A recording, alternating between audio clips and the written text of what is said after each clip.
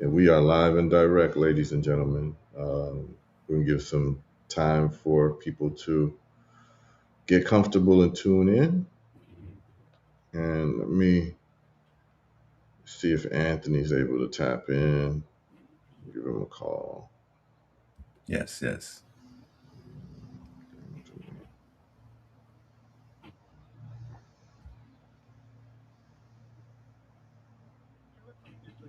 Two, zero.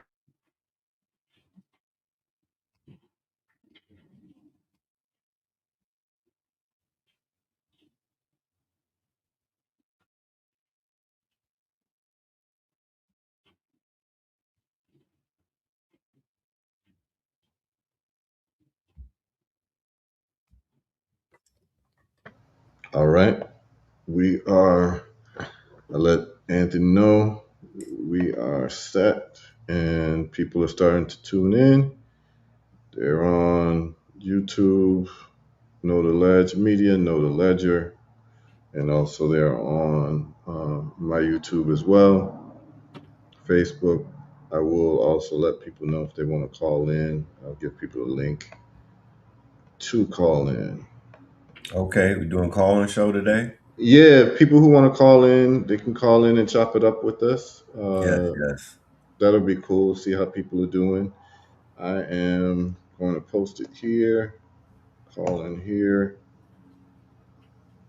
All right, and I will pin it in my YouTube, and I'll pin it in my Facebook, and we can go from there. Beautiful. Yeah, Yeah, man. How you feeling, man? feeling great, brother. Another day, another opportunity to be greater. Yeah, great, man. I um I saw that there was some static going on with the folks, with the brothers at Earn Your Leisure. Um, it caused there's some controversy happened. It seemed like one of the brothers was frustrated with a lot of the criticism. Yeah, yeah, yeah. And he crashed Yeah, out.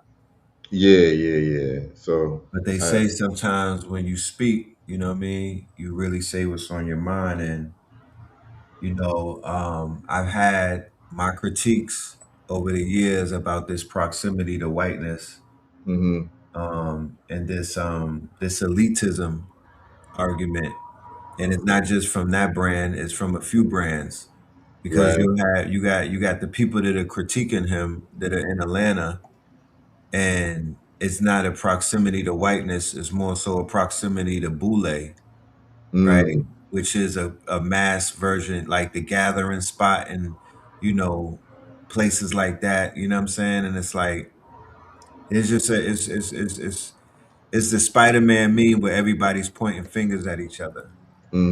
You want to But give a little bit more context so the people tuning in know what we're talking about? yes, for the Invest Fest that just took place in Atlanta, where we did participate through the vendor side, right? We were not on the stage. We did not get chosen. We were not selected as speakers to share our information and technology and whatnot, which would have been something that we would, I would have accepted it for the simple fact that the audience that's showing up, are our peers, right? Right, That's the demographic that we would definitely want to get in front of because mhm, at the end of the day, we have things to offer, right? right. So we decided to go through the vendor side. I've been attending this festival for numerous years. Uh huh. And, over the years, it has gotten bigger, it's grown. One of my major gripes is that, it is called the Invest Fest, but there's not a lot of investment taking place. And it's also called the Invest Fest, and there's a lot of, billionaires that they bring around. But when they bring them through the marketplace, nobody spends money. Mm, They walk around and they do camera ops, but nobody spends $1 million with the quote unquote vendors. Like there's no investment going on. mhm, There's no what they call hackathons, right? Because that's mhm, what I'm used to. A hackathon where there's an incentivized prize, there's a purse, and that's the way that you bring genius out by incentivizing them. Hmm. But that's neither here nor there because that's something that we were able to voice privately, you know what I mean, through the channels that Right. we have to the upper management to say, hey, here's some proposed ideas rather than attacking them, we were able to bring about a proposed idea like look if you were to implement this maybe things would what I mean Hmm. it would be better and this is coming from a vantage point of a business that patronize and we're on the floor right Right. Right. So it's not like you just it's not like I'm gonna armchair quarterbacking. yeah, exactly like Right. I'm spending money with them I'm actually investing in their brand and I'm also utilizing my platform to speak positively about the invest fest right Mm-hmm. so this year there was some controversy involved with them saying that they don't get support from the leadership in Atlanta Mm-hmm. and they don't get support from the business bureaus in Atlanta. Now, if anybody knows anything about Atlanta, um, there's a way to go about things because of the power dynamic in Atlanta and because of what I've said earlier. There's a Boule network, right? This is Mm-hmm. that MLK civil rights, old black money, right? Mm-hmm. And they were highly offended by the accusations coming from the EYL because they went on a breakfast club. They were in New York speaking about the lack of support from Atlanta, and Mm-hmm. already that's like a People were set tripping. they were saying, New York versus Atlanta. How dare you speak about Atlanta? how And dare you speak you about outside of Atlanta, you Atlanta. Yankees? Like, how dare Yeah, you Yankees have something to yeah. say about the That's that. land that That's that. MLK built? This Yeah, is the that's that black mecca division. where we Yeah, serve flats in Magic City on Mondays to yeah, politicians and athletes alike. You know what I mean? yeah, Like yeah. these are So, coming so from the the fact same. that I did hear that, bro, and I did see that a lot of the critique was that people were upset that someone outside of Atlanta was criticizing Atlanta, but not like it wasn't about the substance of what he might have been saying, whether it was true or not. It was just the fact of like this whole division thing, like, oh, you're not from Atlanta, so how can you speak bad about Atlanta? And it's like set tripping, like the gang banging type of vibes, right? Right, right, But my question is this: here's my substantive question, and here's the thing in full disclosure, I've only watched maybe like 2 episodes of Earn Your Leisure in the last few years.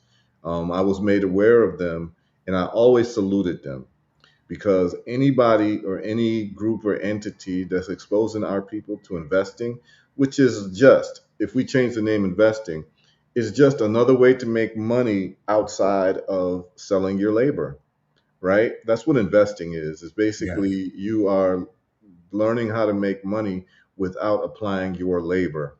Um, Anybody who teaches art, because remember, we were the labor for not only America, but the labor for colonial countries in Africa, colonial countries in the Caribbean. We were labor. And so if the labor now finds a way to displace themselves but still make money, it is a beautiful thing. This is the way I think about these things. It's transformative because literally slavery was about getting full and free labor from a right, group of people. And so now when you move into post-slavery, into what you call industrialization and 9 to 5 jobs, well, it's still a form of slavery, and we still know it because how many brothers and sisters do you know that still use the word plantation to say they go into work today? Right? They say, oh, I'm going back to the plant. Well, I got to go to the plantation today, right? Which means that intuitively we still understand the relationship, right? right. So any group of people, black folks, who are teaching people how to survive without selling their labor, I'm clapping for them. So I've always been a silent or a passive supporter of what they do. I don't know all the details of what they do, but anytime that you're online and you're showing people how to invest in stocks, how to understand the bond market and all these are conversations that are much needed for our people worldwide. So as far as I'm concerned, I salute the brothers, right? I don't know the details, but I salute the brothers for the work that they've done just to even expose one person to opening up an account with a brokerage company to start doing some type of trading, investing, dollar cost averaging. Salute to you all. My question, and you're going to be able to answer this because you know you're plugged in with those networks more than I am. Hmm. Um, their complaints about Atlanta not supporting them. What was the substantive complaint? What type of support were they looking for from the Atlanta government? I'm subsidies, financial support, you Like know, maybe giving them the venue for free or something like that, or no, I don't think more so that I just feel that they were saying that they don't have contact with the upper management hmm, in Black Atlanta, right? okay, They feel that more Atlanta natives should frequent the events. They feel that they wanted to get plugged in with the gathering spot. That's really the center of this. okay. Yeah, they want like venue, like the gathering spot, circles. They That's where wanted to be able Killer to sit Mike at and the them table. frolic, huh? Okay, they want to be able to sit at the table with the decision makers of the place. Right. They Were may they have. specific on that though? Or did they just use the word support? Because you see, when you say they're not supporting us, I want to be more specific. Like, Right. what specific support were you looking for the mayor of Atlanta? Were you looking for him to come make a speech? Were you looking for him to declare it like some type of day? Were you looking for him to give you some type of, I don't know, municipal tax break? I don't know, but I would have loved to parse down on that. And I think that's missing from the conversation too, is that like maybe what the brother had to say specifically was actually substantial, and it was like something that could be worked out. But when you use the word support, it's like just kind of a general term. So I'd love to hear more of what he thought the Atlanta government should have been doing to, help them along. So, All right. So that would have like been good. when you fly into Atlanta in Hartsfield, which is one Hmm. of the most busiest airports in the world, right? Yeah. There are signs and signals when you're going up the escalator that basically highlight, Atlanta and the numerous events or the numerous conference because this is out of the top 4 cities Hmm. of conferences. This is one of the 4. I believe it's Houston, Chicago, Atlanta, and Vegas, right? So there's always they inside of the airport and like, I remember when we were involved with the Hmm. new Black Wall Street and we were questioning why they're not being promoted throughout Black Atlanta as the go-to place. Like when tourists come into the city, do they recommend the new Black Wall Street, right? Okay, got it. As a place Okay, to shop? Are there okay, shuttles going from the airport directly to the new Black got it, Wall Street? Are there got it. chartering buses to bring out of towners who have come to Atlanta for a shopping Okay, you experience, see, you right? see, you see what you're doing, Red Pill. I Yeah, love what you're doing. I right, love, love, love what you're doing. This is the conversation that should have been taking place publicly in right, terms of what are the specifics that you would love to see a city. Because here's the deal: once you state those specifics, you may have a mayor of Oklahoma somewhere or mayor of whatever listening to that and saying, hey, we can provide you that. Why don't you right. bring the Invest Fest here? But when you use a term like we're not getting support, it's an It amorphous was term. ambiguous. Yes, And it exactly. was and it was not even done. It was a prompted answer to a question, my brother, on Mm, the Breakfast Club in the morning, right? With Charlemagne Leonard, right? And it's mm-hmm, like that's not the place to air out any grievances over a quote unquote, mm, about a whole city, right? mm-hmm, That would have been more so received better if it was done through an Atlanta radio station. I'm assuming, right? mm, Somebody said that he spoke. Okay, Hanik, I wasn't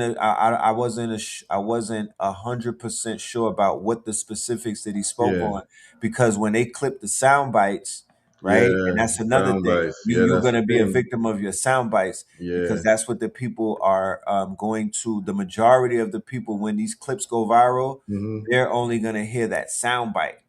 Maybe that was Right. done for sensationalized It reasons or could be. whatever. Well, for promoting division, that Right. is always the However, low hanging fruit, right? That's what, but the responsibility does lie on the shoulders of EYL after your statements may have gone viral, Hmm. right? You have access to black media. You have access to Charlemagne the God. He has access to something called the Black Effect. He is the proprietor or the head of an entire black podcast network. Hmm. He controls narratives, right? They Hmm. gave him 200 million a few months ago for Hmm. what he's doing in what is called the Black Effect, which is a podcast Network. ecosystem of black podcasts. Okay. So he could have done that. He could have said, "Yo, Charlemagne, I need to go on a press junket. Here's a few dollars, right? You know how Right. you know what I mean, or Yeah. just off of our name alone." Yeah. I would like That's to ask Hanak Amaru, if you could just state the specifics that yeah, Rashad, please. just two or three of them, just to enlighten us, because I'm very like I'm just a very specific person, so I would love to know what he expected Atlanta to do, whether it was reasonable or not reasonable. But whatever the case, the fact that he did get specific is what's important. So then that can be parsed out. Like I'm not into the like the trigger happy. Oh, Right, you outside of Atlanta. How can you criticize Atlanta? No, anything is available for critique. You don't have to be born in Atlanta, live in Atlanta to say that the Atlanta government is not doing necessarily what it needs to do towards our people that live in Atlanta or the people who'd come to Atlanta for an event. So I'm not into this like regionalism and this little block fighting thing that people, this just low hanging fruit that our right, people, get, excited by. Oh, you outside of Atlanta, you can't criticize Atlanta. No, if Atlanta's not doing something right, in terms of the management of Atlanta. I mean, everybody's open to critique and open to, you know, becoming better to serve the people. Because what's the point? The point is here's the point. If you're gonna have an invest fest, I would imagine that the overarching point of it substantively is to get a good number of our people used to the conversation around investing and the logistics around how you can invest and how we can make investment a part of our family and community culture. right, That I would imagine that is the overarching. So if that is the goal, there should be no elected government official. I don't care if you're in Atlanta. I don't care if you're in Alaska. I don't care if you're in Accra, Ghana. I don't care if you're in Kingston, Jamaica. There should be no elected black official who's against that, right?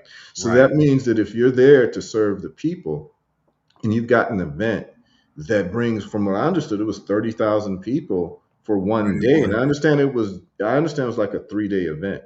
So that means that you're talking about 90,000, visit, like maybe not unique people because one person might attend 3 days, but you've got 90,000 opportunities to speak to people. And the point is that instead of people being like offended, like if I'm the mayor, and this is the other thing I don't understand. You can probably put a lot of insight into this because I know you were deep within the like, there was a decade where black folks were into like public debates.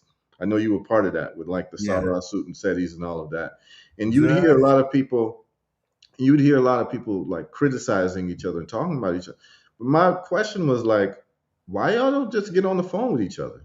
It's like me knowing you and then someone asking me if I have a problem with you and I'm airing out all of our problems, but I got your phone number, Right. You right? never told me. I'm Yeah, and I never told you. You're hearing it for the first time, and then, so then now you're litigating what I said online too now instead of us talking. So, like, really, the mayor of Atlanta, knowing that someone's coming with a convention, bringing 30,000 people 3 days in a row, that's worth a phone call, right? That's not something for posturing. That's worth like if I'm the mayor of Atlanta, I want to talk to any brothers who's putting together an invest fest. Like I want to have that conversation. But it sounds like they didn't even have a conversation and they were like litigating this online and doing press conferences without speaking directly to each other.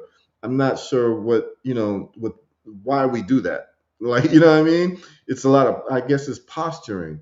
But anytime you've got brothers trying to bring our people together and you can yes. actually 30,000 people can come. to talk about investment. Now, and I heard the critiques, and we can talk about that as well. And I think it's an interesting conversation before we get into, you I know, love this conversation, yeah, before and we I get feel that into the nitty gritty of what we're going to be doing and the stuff that we're invested in. But this is a right, good conversation, and you have a lot of insight. So I'm very glad that me and you can speak, and we're speaking about this for the first time. Like we have our number, but we're speaking openly for the first time. So hopefully people are right. enjoying this conversation. And Um, as somebody who critiqued the platform on numerous occasions, one of my main critiques was the Palantir. They were pushing Palantir got it. before Palantir was even discovered to be one of the most evilest Right. companies in the world. Like they were pushing Palantir early, right? Mm-hmm. So that was one. But what I decided to do instead of being on the side of throwing the rocks and whatnot, Mm-hmm. because I do have success stories that come out of the InvestFest experience. One being one of my business partners, Spin City, right, whose whole Mm-hmm. entire life changed as a result of him accepting an invite last year, right, to come and be a part of the InvestFest with us, right. Mm-hmm. We had a very big booth, and we had room for a lot of different brands to come and express themselves and to basically impress themselves, like have an impression. And he did that, and boom, his whole life changed. And there's Mm-hmm. other people that I could speak on, you know what I mean? Mm-hmm. And at the end of the day, I got my start as a vendor.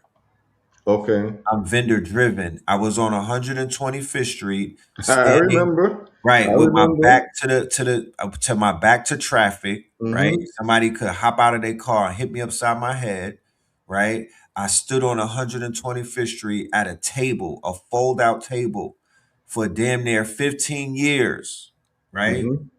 And I was judged for that, right? When people were not cool with entrepreneurism, they did not have an entrepreneur mindset. Mm-hmm. Even Rashad will walk up and down 125th Street. He told Blue Pill that when he was I think he was like a teacher, right? And he Mm-hmm. never came and supported at the table or at Sinetta's table. You know what I mean? They would just walk up and down and watch us. You Mm-hmm. feel me? Yeah. And it was like, I have that in my heart. I went to the Black Expo at Jacob Javits Center. I Mm-hmm. went to We Buy Black, which was at the Georgia's World Congress Center, Mm-hmm. 2018. I was a vendor there. I've been to the hair show, the Black Hair Show with what's the brand? Mm-hmm. Big ass hair show, a few other things that I've been a part of. So wherever the vendor, wherever there are marketplaces, wherever I've been to Malcolm X Fest, I paid as a vendor there. I've been to Dance Africa. I've been to the International Arts Festival. All of these places, I've paid my fee to be in the business, to be in the marketplace, to brand myself, to make sure people see me behind a table, inside of a tent, inside of a booth, right? Mm-hmm. And that's where I cut my teeth in those places. That's where I come Yeah. from. Yeah. Mm-hmm. So it's Yeah, like, and I saw it. I was there. I got some shirts from you. I yeah, know how you were grinding, man. So yeah, I know. Bronner Brothers. Yes, we know what that Look, grind is, and I seen you. I mean, I yeah, seen you. that's what I'm saying. And inside of some of those venues, Bronner's Brothers, right? Mm-hmm. They got and I don't agree with everything that I've seen. Some of those venues were not at the top of the tier of what I would say, the behind the scenes and everything. Little Mm-hmm. janky shit going on. Not at the Bronner's Brothers, but at some of, there are people in the audience like living lifestyles that I don't live, right? in, Right. in some of these venues or some of these events, there's messaging going on by hyper woke people that I don't agree with. Right. There's sponsors by Planned Parenthood that I don't agree with. Right. There's a lot of things that do not align with my brand. Right. But when I'm doing business in a marketplace as a vendor, I don't necessarily have that type of say. That's Mm-hmm. not why I'm there. I'm not there to necessarily run an audit of what I like and what I don't like because I'm really fixated on networking and Yeah, basically doing business with black people. Because wherever black people show up to do business, I want my face to be seen. of course, of You course, know. of course. Now, I So just want to yes, say there let was me a bring that up comment. about security. Yeah, and I think that is a good That is request. a good thing. Yeah, that is actually that's a substantive, valid request. That if you're coming in and you're bringing 30,000 people, the city can help with security, and so I don't think that that's a bad thing to ask for, right? Right. Hotel accommodations, I guess. I don't know what the city would have to do with that, but maybe if the city, I They got haven't done an packages. event that level. So yeah, if the city got special packages for these types of conventions or what have you, that would be great. If there's a network of black-owned hotels, that would be great. One of the issues that I've had is that we'll have like I've seen this happen, and and here's the deal. Here's the deal, and this is what I want people to know too. As something is being developed, there's always going to be deficiencies as we grow in what we're doing from a business point of view. So the business that started 10 years ago is not going to look like the business 10 years later because hopefully Hmm. we've solved some problems, we've gotten over certain hurdles and what have you. So there's a developmental process that takes place. And within this developmental process, there will be deficiencies at the beginning, right? So Yes. if there's an invest fest that's going on, there's going to be certain things that are gaps. And if what the brother's saying is like, hey, we've grown to 30,000 people that we're expecting per day, security could be a concern, and the city could provide some type of security, particularly if the city has a precedent, or the cities of the country or of the world have a precedent to help with security for big time events, right? So I'm sure, like, if the Super Bowl comes through, and we're not saying that the Invest Fest is the Super Bowl, but 30,000 people is 30,000 people. So And security was horrible. okay, I just see, have to put that on the so record. that is a Um, yeah, substantive request for support, and if you're not getting that, then it is worthy of public commentary. Now, what I'm also seeing here is that the mayor actually did speak at the Invest Fest, so maybe he they did. worked it out. So maybe they did get contact with each other, Yeah. and um, you know they worked it out, so hopefully it worked out for them, you know what I'm saying? So Yes. but this public thing is that's what got a lot of people like tuned in. The That other was a aspect, marketing scheme yes, so now because here, because people like conflict, right? Conflict is right. what, so there's a lot of people who didn't know about the Invest Fest until this little brouhaha happened, right? So they They say received any publicity that you hmm couldn't pay for. yes, They that's received interesting. worldwide publicity, statewide publicity, regional wide publicity that they couldn't have paid for if they would have dropped millions of dollars on a press junket. They Yeah, received free publicity, and the type of publicity that they received, it wasn't all, what I mean? It wasn't the worst publicity that you could right, ask for. It was just a critique. It was just a right. critique. It wasn't like Rashad, they wasn't getting into their private lives. There wasn't a scandal Well, involving, okay. Oh, infidelity, all right. So spousal here's abuse, or all right. anything So like that nature. let's talk about that. Right. So I'm glad you we're in brought the that up. attention economy, mind you. Let's put that Right. on the table as well. So there's a new way of getting people's attention. But please go ahead. And I'm so glad I'm having this conversation with you because, like I said, you're more plugged in than I am with a lot of the social relationships because I've never Yes. met the brothers at Earn Your Leisure or any of the ancillary entities that deal with earn your leisure. So having this conversation with you, I think, is very fruitful.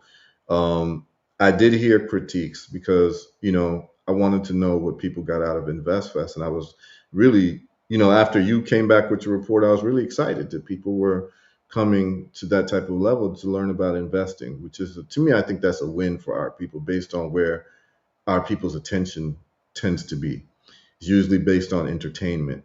Now, one of the critiques I heard, so there's a few critiques that I heard, and then Yes. there is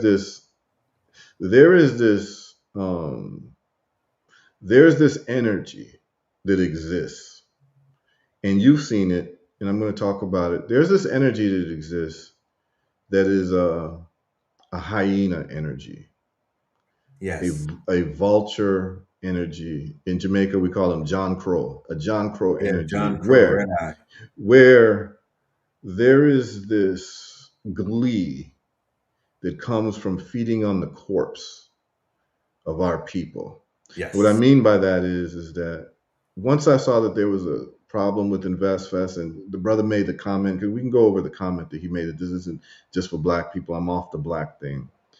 There was this rush to defame them.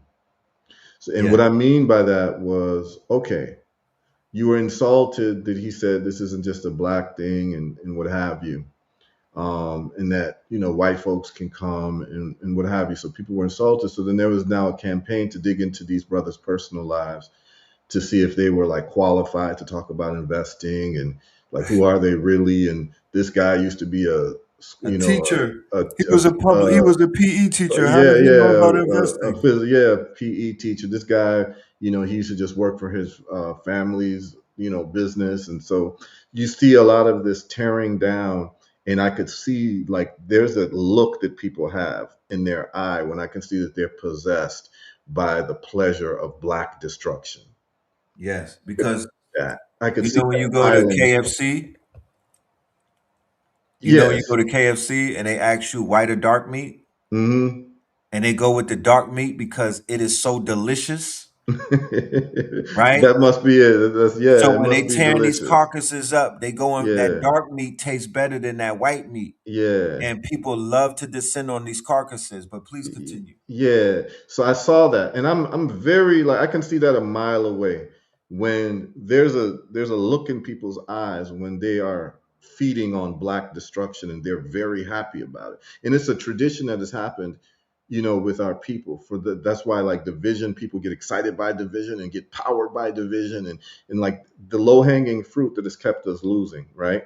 Yes, I saw this whole almost like a campaign to destroy these brothers, right? Without talking about necessarily what they've done over the years has been positive. They've even gotten 1 or 10 people to think about investing as a serious family endeavor.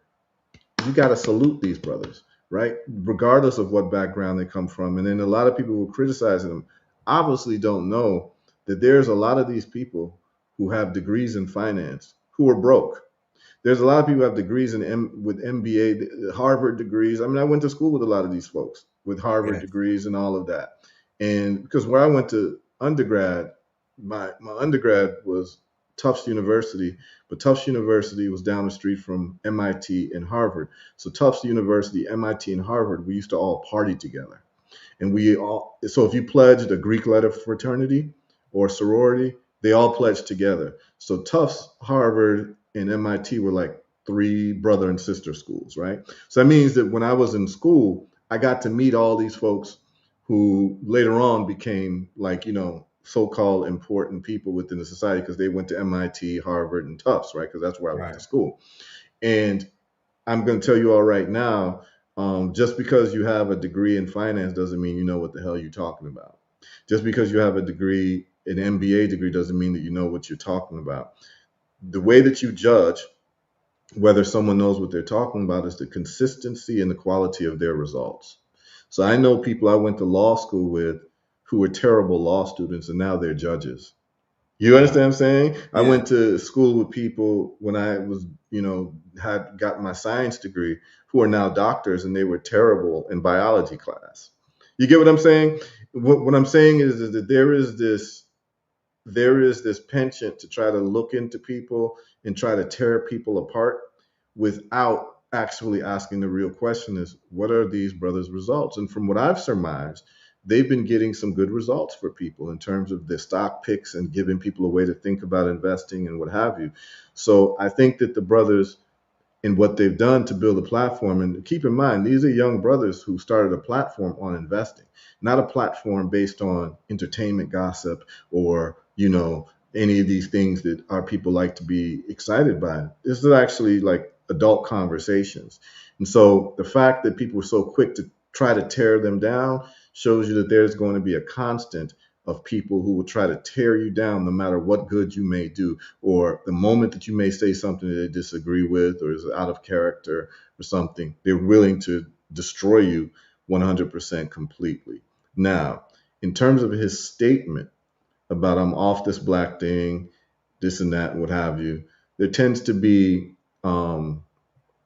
there is this thing that happens when you want to be a player in the world, and you feel like the black title pigeonholes you to limitations, right? So you don't want to be seen as a black organization or a black company or a black investment network, because their whole thing is like we want to take it to the highest level possible. So what happens is that whenever you have someone who's reached a certain level of success, you're confronted with, um, do I make this something that is a black power thing, or do I make this something that's universal? And we can then extract black power from the universalism of what we're doing.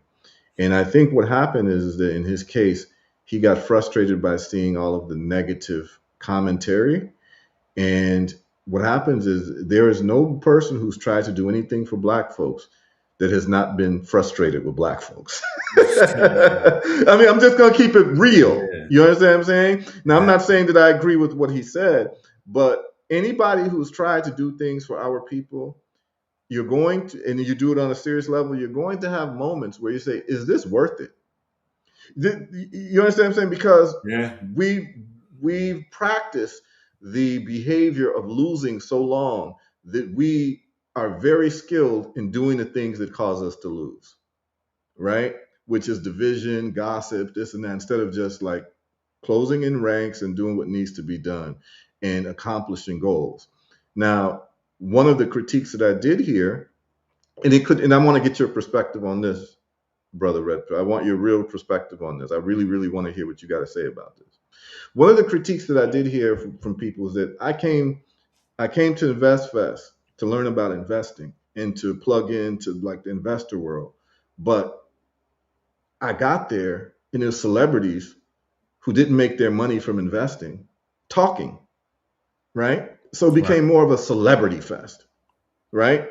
Like Steve, like their critique was, I didn't learn anything about investing. It was all motivational speeches by people who were basically comedians, social media figures, influencers, but they didn't make their money from investing. And I didn't learn anything about investing at the Invest Fest. And I thought that that was an interesting statement. But at the same time, I also know that if you're doing an event and you want our people to come, sometimes you have to have so-called marquee names Right. that cause an interest, right? And maybe that'll pull people in, but there were the serious people who were like, I wasn't there to see celebrities. I was there Right. to like really get my investment game on. So I can understand from a promoter's point of view, or the a venue point of view, or a strategic point of view to market your event, that you might have some so-called celebrity names that make our people, because where our people are at right now, the celebrities are the magnetism, right? That we can be Right. talking about, and I've seen it. Like I'll give lectures about reversing cancer, and you'll look at the room, and I know that like maybe there's 200 people in the room, and I'm in Washington D.C., but I know like if I said Beyonce was there, right, it'd be 20,000 people Right. there. You get what I'm saying? It's called lead magnets. Yes. So I want you to talk about that, and from the critique point of view, and then what you witness point of view, and what you think should be done to bridge the gap to still make people interested, because people may not be interested in tuning in and going to a venue for hours on end to talk about technical aspects of trading and EMAs and chart reading and all of that, and that you might get more people to come out for their own good if you attract them with the honey of celebrity. So could you speak about that? Yeah. Interestingly enough, right, as we're talking about this, can I share my screen real quick? Yeah, Or absolutely. Yeah, just go ahead and share it and out. I'll share. And I think Brother Anthony's on. Big up, Brother Anthony Sankofa Revolutionary Radio. big up, my brother. All right, we've added. There you go. So this was Brother Rich, aka Black Magic 363, my good brother. And he said, over the last 2 months, I seen more negative posts from Black people about Earn Your Leisure and Invest Fest than I've seen about Dr. Fauci and the Senate hearings. Am I missing something? Right? And, melanated people are being found hanging and all type of stuff, right? But I don't see no outrage over that. There's people are not giving their energy and their quote unquote, I don't see the thought pieces on that, right? Mm-hmm. And it's all good. It is, I just feel like sometimes there's lower hanging fruit, and people they'll collectively come together and pick it. Now, I read out when I was participating. I think about 2 weeks ago, I pulled up the guest list. Right, they had the flyer with all of the names of the people who they were inviting to speak on the stages and whatnot. Right, and I was Mm-hmm. like, man, this is an awful lot of celebrities. They stacked the deck real high this year with basically celebrities. Right. And I wasn't in total agreement of it. That's not something that I don't feel like there were certain people qualified to speak on finances, because when it comes to finances and when it comes to investment, we could basically we could indict 95% of the entertainment industry for being detrimental to our community based off of the things that they promoted over the last 30 years. They did not speak about investment. They did not help us with the inroads of how to basically build up our stock portfolios. That is not what they did. They told us to buy the product. They did not tell us to buy the stocks. A lot of these athletes and these artists and whatnot got jerked on their deals and whatnot. They are not good businessmen and women, right? They Correct. are the poster child of bad business, if you were to ask me. They are not Mm-hmm. to be followed. They don't have advice to give us. Their financial advisors are robbing them. The majority of them are invested in Tel Aviv and other things that are harmful. So, I'm not really enticed. I'm not enticed. However, Mm-hmm. I waltzed my black ass into a conference room where Steve Harvey, the comedian, and if anybody is unaware, Steve Harvey is InvestFest. Steve Harvey in year number two, when they invited him to be on the stage, Steve Harvey became a partner in InvestFest after he got off the stage. Okay.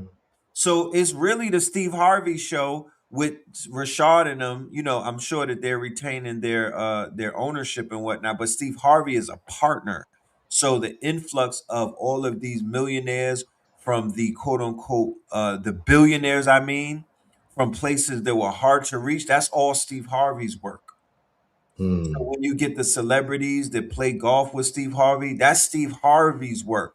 So the influx of celebrities, that's all Steve Harvey. That's not Rashad and them. That's not their doing. That is the partnership that they basically made with Steve Harvey. Mm. So it's really the Steve Harvey show. Okay. But it's not something that, if you're not paying attention and if you don't have that behind the scene, I mean, you just have to pay attention to understand what you're looking at. A lot of Mm-hmm. people don't pay attention because they're not that invested in these quote unquote brands the way that I may be, right? Right.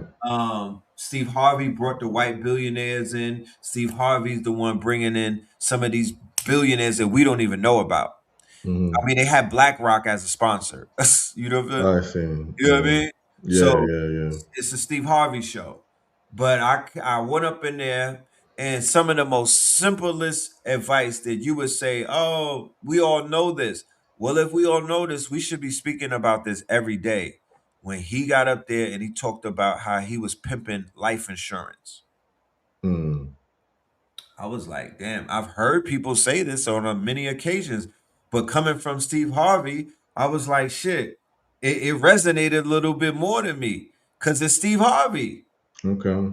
And he's like, yo, I put my children to school through pimping this life insurance. You know what I'm saying? They want their money back. They're gonna have to get it back from me after I'm dead. You know what I mean? Mm. I'm opening up these life insurance policies and I'm pulling all of that money from these life insurance policy and I'm funding a whole bunch of other projects.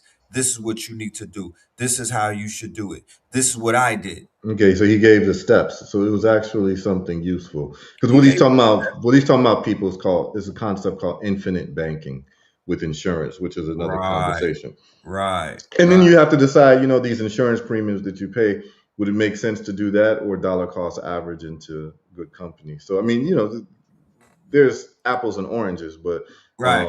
but the fact that he was breaking it down and giving people, see, here's my thing, man. Um, I'm not a fan of empty criticism. What I am a fan of is useful information that is actionable. So Steve Harvey, even though he's a comedian, if he's able to put people onto game to something that he did to increase his financial, and here's the thing too, we also have to keep in like mind that these celebrity people, there's two types, right? Um, you have those who have a serious positive cash flow situation because really they're employees and they're getting checks from entertainment companies, right? To be on Mhm. TV shows or movies, whatever. Their life is completely different than a 9 to 5 person, right? Who's living kind of paycheck to paycheck because, Steve Harvey's checks every 2 weeks or every month might be a couple $100,000. So his cash flow issues are a lot different than the average person. So listening to celebrities is a bit problematic because their cash flow issues are a little bit different. The other Right, side of it too is that a lot of celebrities are broke because right. if they don't do a project, they have no way of making money. So listening to them, a lot of times you don't have a sense of what their real financial life is because they can't tell you that they're broke because it ruins their image. Facade. Right. Yeah, the facade, right? Because everyone wants to be with the winner, and you don't want to know that your favorite actor, your favorite rapper, your favorite musician is actually living like you are check to check, right? The whole image is you want to buy this person's things because this person almost represents a superhero avatar to you. So it's not good to find out that Superman is really Clark Kent. You get what I'm saying? Yeah. So it is perilous to listen to celebrities. However, I would the caveat is if they're dropping game, you should be able to accept game from anywhere. If someone's giving you like the logistics on whatever, how they went from A to B, or how you can do X, Y, Z, and they're giving you logistical steps and they're able to show you like these are the results that I got, I believe that we should take that information from anyone. But I do also think that these celebrities have they don't have a real good grasp on life because of the fact that they're celebrities. They're surrounded by yes men and yes women. They don't live like the average person. They'll get a chunk of money that they have to live on until their next project or what have you. But these are the people who are the leaders of our communities. Like, when there's a political problem that black folks have, we go to our celebrities to ask their opinion. No one else does that. Whether they studied history, they studied the situation, it doesn't matter. It's just that the person, a celebrity, they got a camera in front of them, irrespective of how much study they put on a subject, their word and their thoughts resonate, even if they are telling you 1 plus 1 equals 3. You get what I'm saying? It's because of Hmm. their celebrities. And in our communities, we elevate celebrities to almost sainthood.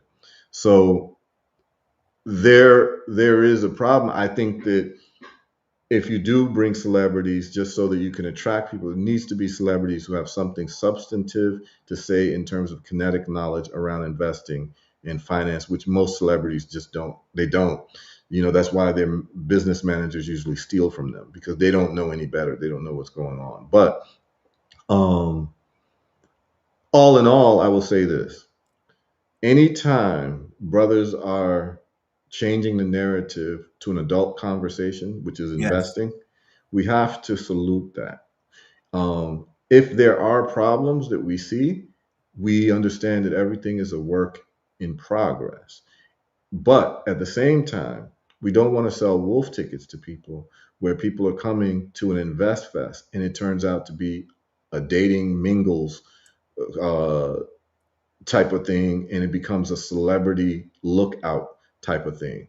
Right. So, but I understand the challenges with that as a promoter, because if me and you, Red, we decide we're going to do our own version of an Invest Fest, and we know that we want to be able to sell 10,000 tickets or 1,000 tickets for our first go, we always know that it's going to help if we have a celebrity friend who we can put on a flyer, Right. It's a lead right? magnet. It's like, It's a lead magnet. And that's just where we are as a people, man. I put Um, myself on flyers to bring hmm people out so I could get other people visibility and whatnot. I've done that, hmm just make it make sense. You Yeah. feel me? I feel that the arrogance of the artists need to be in the audience taking Yeah. notes. Yeah. The artists need to be in the audience taking notes. The artists, the athletes, and some of these celebrities, Yeah. they should be humbled, right? They should be on panels, but they need to be humbled. They need to be told to their face that they were detrimental to the economic progression of our people based off of crash capitalism and the shit that they were pushing. Coming hmm to find out that they were just glorified employees and whatnot, Yeah. and they were not owners. They need that. Yeah, they Gotta get do. But to the here. problem is, it's hard to introduce that conversation when you've got that person on the flyer as your draw. Of course, that's what I'm saying. you It's know? such a thin line and whatnot. Yeah. It's like you can't just invite somebody and then Yeah. offend them and whatnot. You have to Yeah. play nice. Yeah. And I I would love say this too. And the reason why this is a good conversation is because you've had events. There are two types of people who criticize. The critique that you're going to get from someone who's never built something is different than the critique from someone who has built something. Oh, for sure. Okay?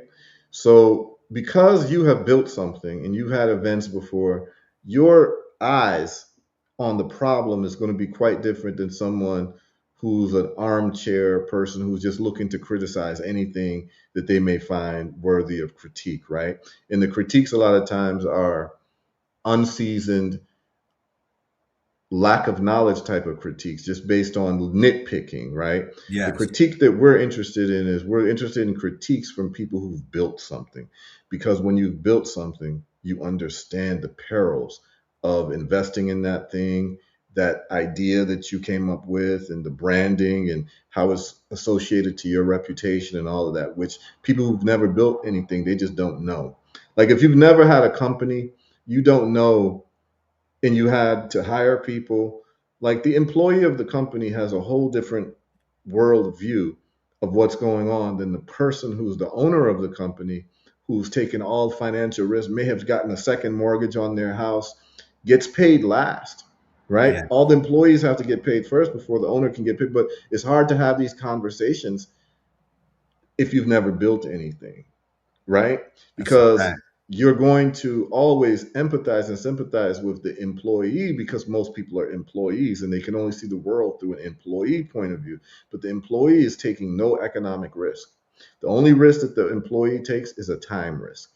In other words, you're selling your time, but you're not taking economic risk, right? You can go get another job. The person who's invested their life savings and their home and their mortgage into this business has a whole different, they don't stop thinking about the business when it's time to check out. Like a business owner is working 24/7. Even in their dreams, they're thinking about ways to make the business successful. Yes, they are.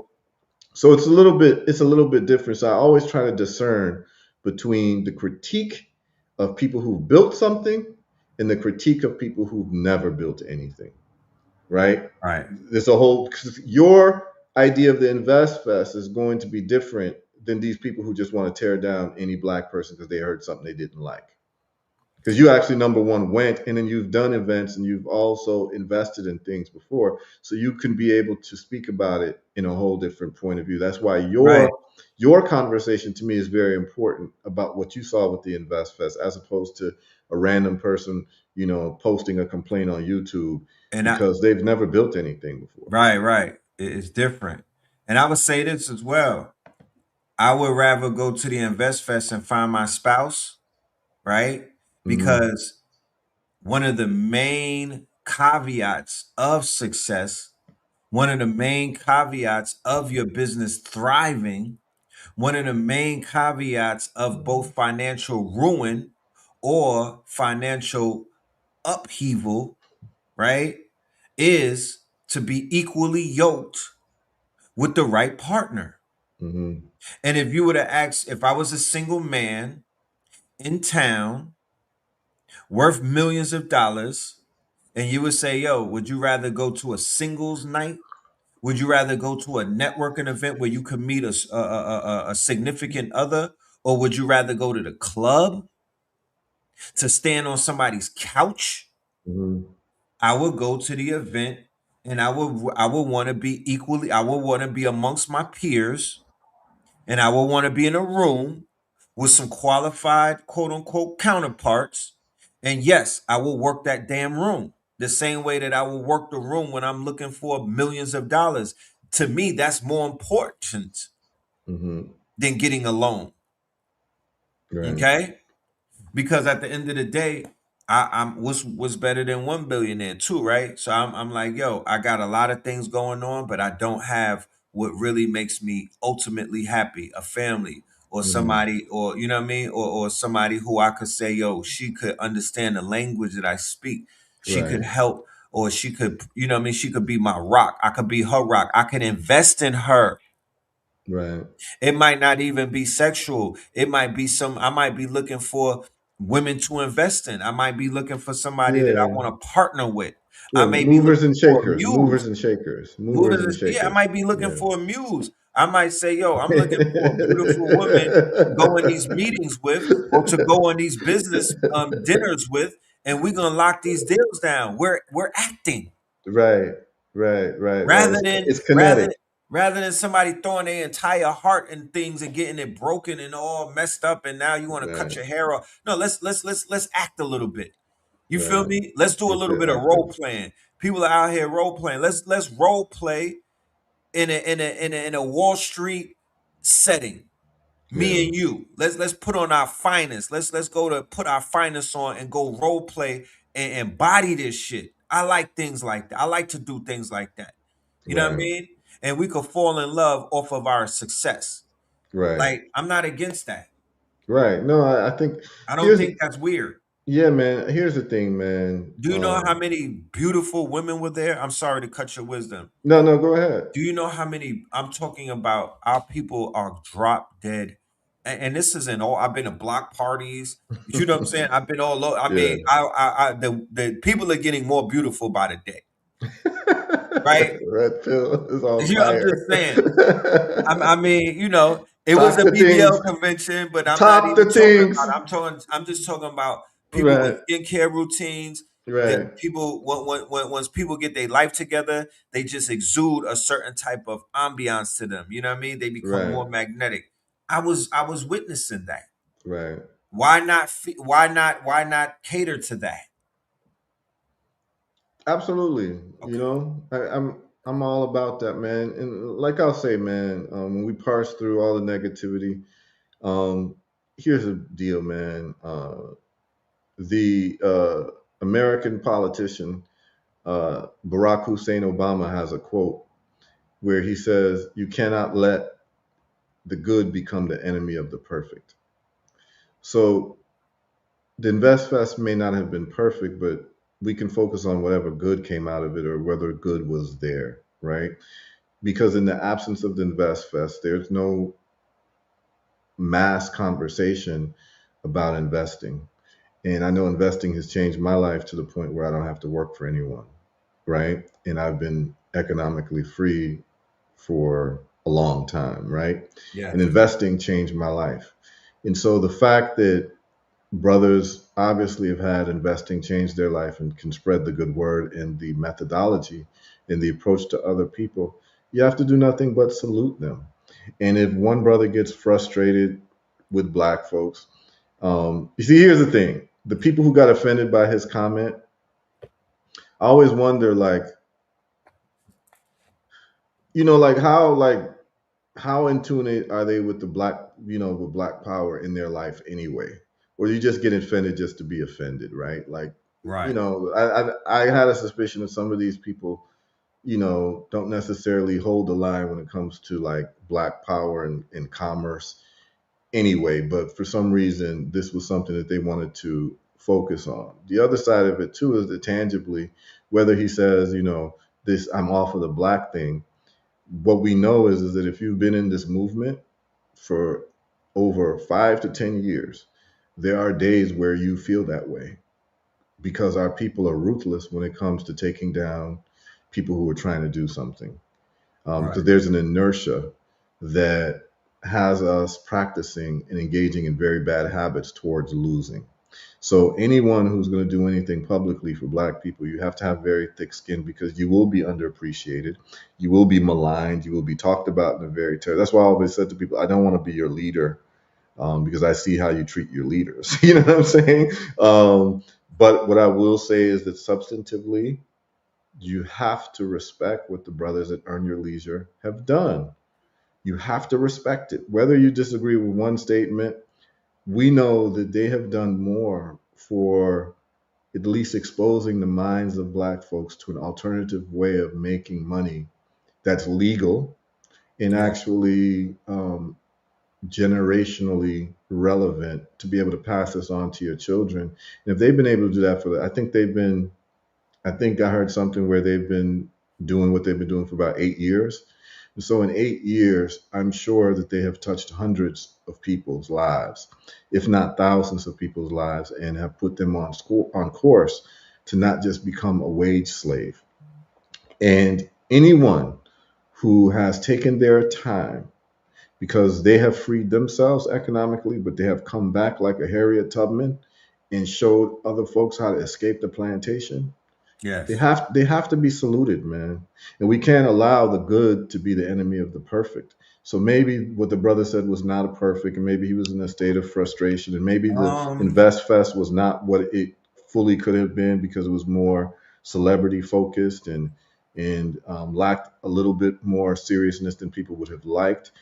We still have to salute the brothers for putting on an event like that to at least attract 30,000 people every day, to at least be under the guise of investment in whoever that hits, where they take it further. Because at the end of the day, it is up to you, the individual, to apply yourself to any information that you've gotten.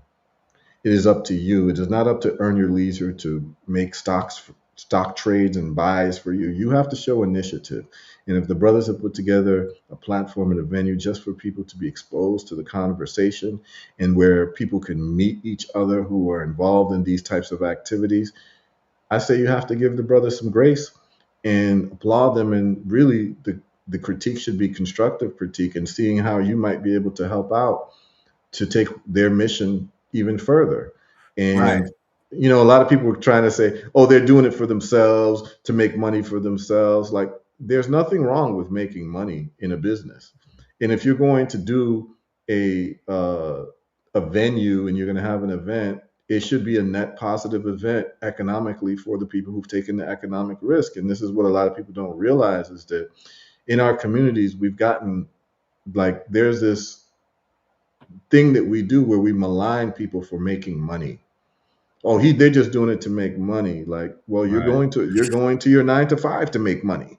You know what I Right. mean? So it can't be maligning someone because they're having an event where they want to make money. The point of the matter is that when we criticize people, please understand where the critique is coming from. Are you coming from the low hanging fruit of division and this vulture mentality of eating a carcass, or are you coming with critiques so that we can be better? See, those are two different types of critiques, man. So I'll just say that from what I've seen and what I've looked at, and I don't know everything. Like the brother who has commented on here, I don't want to get his name wrong, but he's made some great comments about what the specific um, requests were, and it seems like he's dug deep into this and understands it a lot more in terms of some of the details. Yeah, his brother's name Hanak Amaru.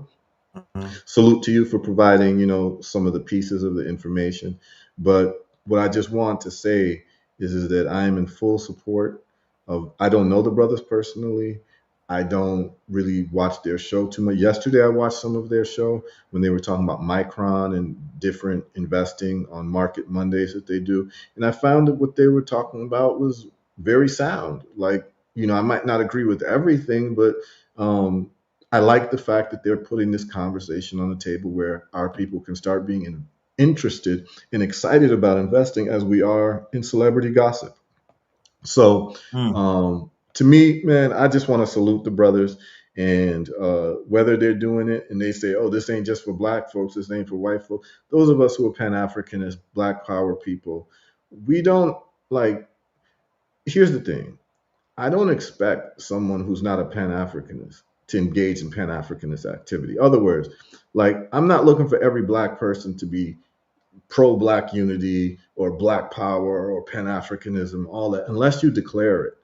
Because I learned that early in my like development in the political like black consciousness world is that you can't expect all your people to be what you are, right? right, Like, don't expect a Christian, a proclaimed Christian, to engage in Ramadan fasting, right. right? They mad at So that. so I don't know about the brother. I think his name is Bilal. I don't know if he was a black power person to begin with. Maybe he was just a universalism person He who was just, not. He yeah. was So not. maybe He maybe he stops. wasn't. Right. He stops at a 19 keys. Right. People Hmm. like me and Blue are completely. They don't rock with us. It's too black for them. They made it clear. They do Right, not step over that line. right. It So, stops at 19 keys. And to be honest with you, if they were not aligned with 19 keys, and it's not like 19 keys is the most black power or the most revolutionary of that bunch, right? But hmm, if they were not even rock, yeah, they did speak on that. They touched on that as well. hmm. Oh, And and then they got also, EYL Africa. So yes, yes. I that's want to where the salute them for problems are that. coming in. I have to speak on that statement that he Okay. made, to whereas I have to withdraw my support until that is cleared up properly. It hasn't been cleared up yet. So when he said that I'm not on a black thing and that Hmm. EYL is not a black brand, that's where I had to that's where he drew the that's where I had to draw the line, Hmm. right? So once again, their brand is not just one person, right? Their brand, and the way that I see it, it expands to Ian, right? Hmm. Was Ian O'Connor, I think it's um, Dunlap, Ian Ian Dunlap. Dunlap. Sorry, Hmm. yes, It's all right. Ian Dunlap, Hmm. and then Troy, and then Rashad, right? Right. Rashad was the one that made the statement, and it hasn't been refuted or it hasn't been spoken out against by the other partners, Hmm. right? The way that he cleared it up, it wasn't necessarily, it was very arrogant, Hmm. and it was filled with a lot of emotions that didn't necessarily, it was like, well, I did this for the community and I did that, and I platformed Yaki and I platformed Queen of Four and I platformed 19 Key. And it's like, no, fam, say sorry, Hmm. admit that you spoke out of your feelings, and keep it moving. All of that Right. extra shit, that's Right. gonna put you So further. his apology wasn't humble. That's Nah, it what you wasn't feel. sincere enough. It wasn't Okay. sincere. And it was like you made a bad, that statement right there was horrible, because at the end of the day, based off of what black people have been going through just in this last year with the DEI, just in this last year, I don't want to be in no room with no white folks. I'm sorry. I don't want to Hmm. be in no room with no eight. I'm not, that's not, I'm not there for that. Right. I showed up over these past years because that shit was melanated. And if Okay. you start to pivot in any other direction, I was already side eyeing the fact that you bringing on Morgan, you know what I mean? And y'all hailing them up like this is somebody that we supposed to be looking at in reverence. Like, fam, y'all are losing your way with that. Hmm. This is a black event, and this shit needs to stay a black event. And we need to be, it's 30,000 of us banging on these mother effing doors on Wall Street. They need to see that. Fuck you talking about. That's what that's where I start saying, now you Okay. losing me. Right. So your stance is that so your stance is that until that's cleared up, your support is going to be withdrawn from them. And what was that support? You mean like attending events or speaking about their platforms kindly? Like what are you withdrawing? Like tangibly? Tangibly, I just have to I can't defend. And I wasn't on the defense team. I was an attendee. I'm branded because I've been there on multiple occasions, and it's like, yo, Red goes to the Invest Fest. Red speaks positively about Invest Fest. I didn't do the ultra critique and video Invest Fest video from within their brand, Mm-hmm. right? But when he made that statement and the way that he made it and the connotations in which it was made, it was like, fam, you now for the people that even critiquing you, you got Boule critiquing you, but you made a statement that made the Boule look good. That's problematic to me. Now you got these Boule Negroes because once again, the people that are inside of Atlanta critiquing, I'm gonna ask them, where the fuck is your conference at? Where give me the receipts on how you helping black businesses in Atlanta? Where can I wake up in Atlanta and go to and make money with black people, right? Mm-hmm. Where we're investing, we're learning about things, we're learning about technology. Black children that are out here suffering, that are being killed in the streets. Where can I go and you could show me and point to me where they're being taken care of? I don't know where that's at. Mm-hmm. That's not in Atlanta. They got Magic City Mondays. These niggas is standing behind strip clubs. This is a nightclub city. Every night in Atlanta, millions of dollars get blown on nigger shit. Right? Okay. This is what Talk. they push. This is what they promote out here. It gets blown on strip clubs, bottle Right. service, gambling, motherfucking, all of the dumb shit, studio sessions for people to go in there and mumble about dumb shit. There's no investment going on in Atlanta. A lot of the real estates that's taking place.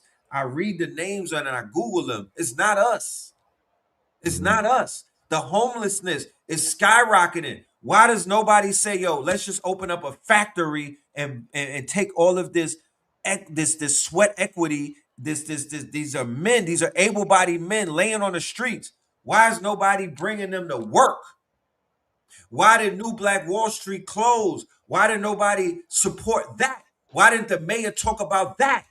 Why didn't fucking Isaac Hayes III talk about that? Why does Killer Mike not talk about that?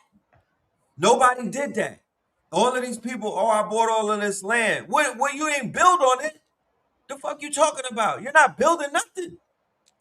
So it's like, homie, he that's what I'm saying. The leader, I'm looking at flaws in their leadership. Why does Rashad not have leader? Why does he not have a PR team around him? Where's the leadership? He doesn't have nobody that he answers to.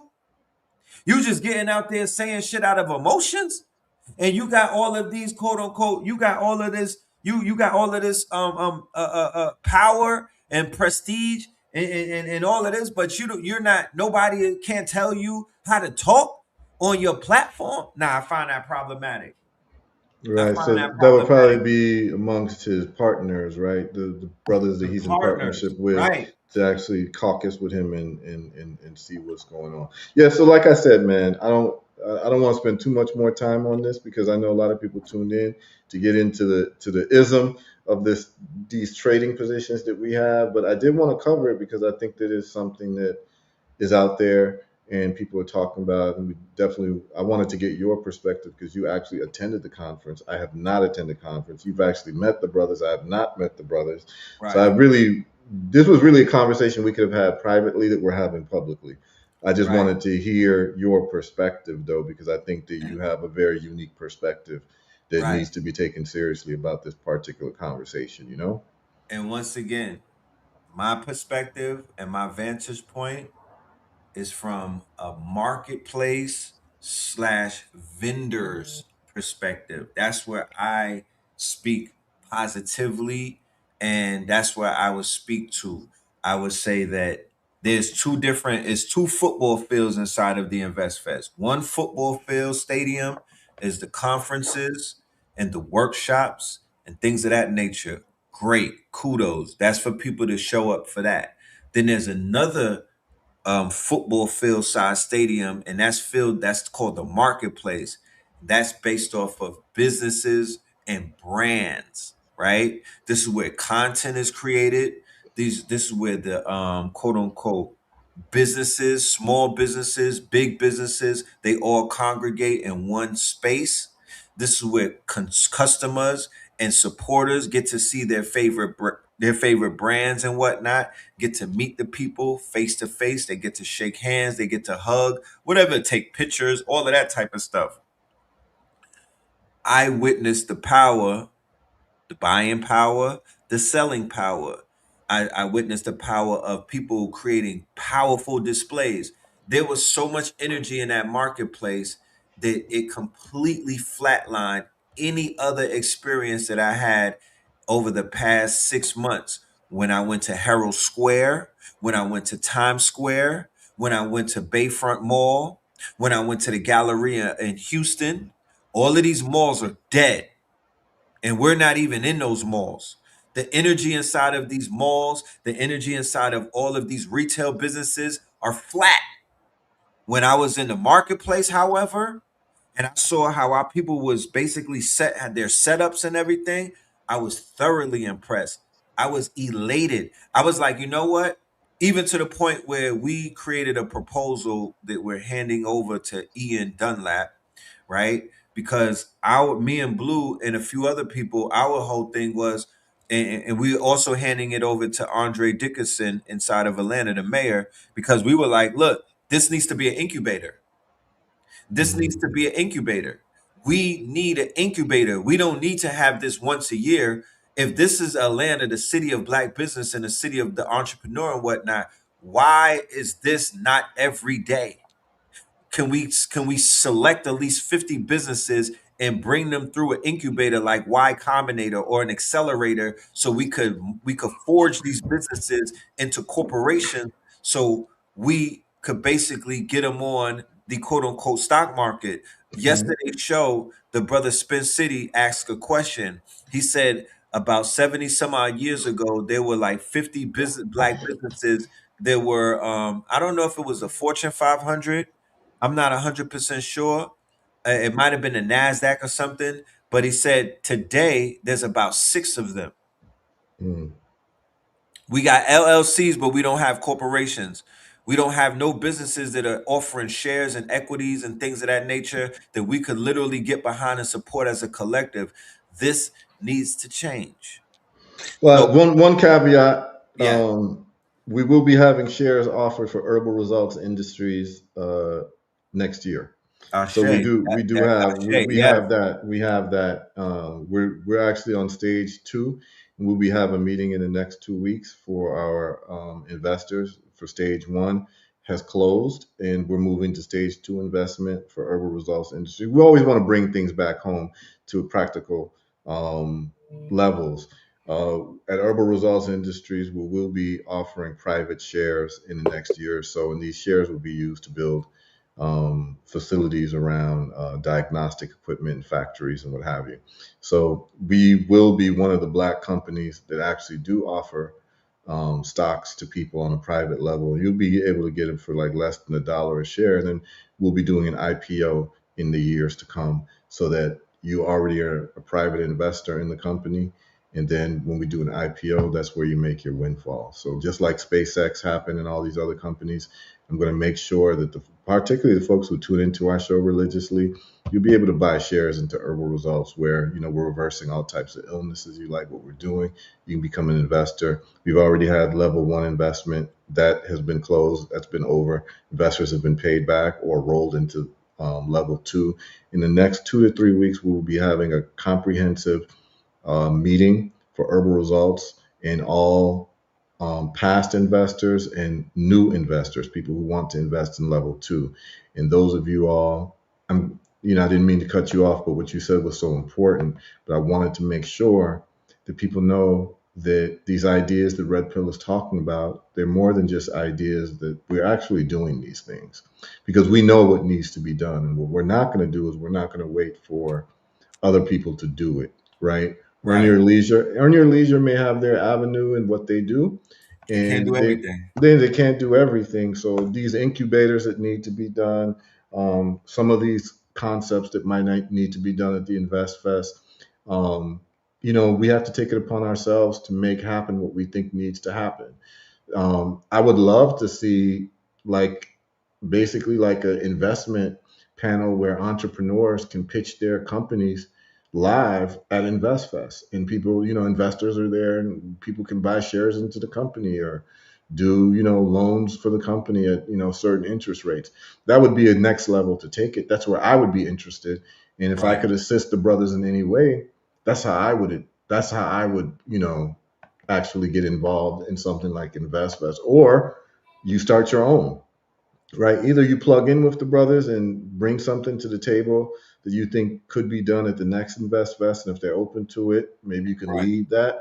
But if they're not going to do it because maybe they got their hands in too many different things, there's nothing stopping us from doing it ourselves and doing what we think needs to be done. So I always want Right. people to know that there's agency, and that we're not into just critiquing to critique. We're critiquing to make things happen, and we're willing to actually put our hands in the soil to make it happen. Well, I would Along the love to lines, connect with you about that because yeah, we're writing absolutely, proposals right now. We're in the proposals phase, and they're open to absolutely, receiving them. yeah, man, Yeah, we have absolutely, an avenue. absolutely. Absolutely. I mean, I like the infrastructure they put together. We may not agree with what the brother said, and maybe he can backpedal a little bit. Um, he's probably dealing with some emotions, but I mean, I think what he's proven with the platform, or what the platform has proven outside of his words, is that, okay, here's two things. Let me stop sharing this and just speak to the people real quick. There are people who would say this isn't just for black folks. And then there are people who are going to say this is strictly for black folks, right? Yeah. Person A, who says this is not just for black folks, may have changed the lives of 1,000 black families. Whereas the person who says this is just for black folks hasn't changed the life of one black family, and it's just rhetoric. Like, let's just look at the results. And I know what the result is. Outside of what the brother actually said that we may be offended by, that you have every right to be offended by what he said, right? Right. I'm not even debating that. But let's just look at like tangibly. Has Earn Your Leisure been a net positive for black folks worldwide? That's the question I like to ask. Has it been a net positive? I I would think say the yes. answer is yes. So, irrespective of what he says, just like the other way around, you got white folks who say, "Oh, we did this, da, da, da, for black," and then you look at the real results, and they've been a net negative. Like the white liberals, right? They'll say that they're on the side of black folks, whatever, but like they're the ones who promoted the prison bills and all of these types of things that set our people back, right? Yeah. I'm less interested in what someone says as opposed to the results of their platform or what they do. And so the reason why I'm not burning a fire hard on Earn Your Leisure is because from my assessment, until I can hear differently, they've actually been a net positive for our people, Mm-hmm. right? And so if someone has a platform that's a net positive, so it's like me and you, Red Pill. We may not agree on everything, right? But I'm never going to say that Red Pill has not been a net positive. And I don't think that you would ever say that anything I'm doing is not a net positive for our people. We may have disagreements here and there, but I don't think that the disagreements should stop us from working together and moving forward towards our goal of complete sovereignty, liberation, and non dependence. And if we all can agree on that, and we know that each other's platform has been a net positive, I think that's the time when we close in ranks and work with each other. And I like what you're saying, that you're presenting. You see, and I want people to understand, when mature adults have conversations, this is what it looks like. Red Pill has told you he didn't like what the brother said, but he can still tell you it was a net positive. And within that, he's saying that he's writing proposals to these brothers to make it better instead of tearing them down. Yes. There's a difference. You see, this is the difference when people become mature adults and we make assessments. Is that Red Pill can openly tell you, I don't like what the brother said, but I'm still going to put a proposal to make the platform and the yearly event better because it's a net positive for our people. And that's the way that we have to operate with each other.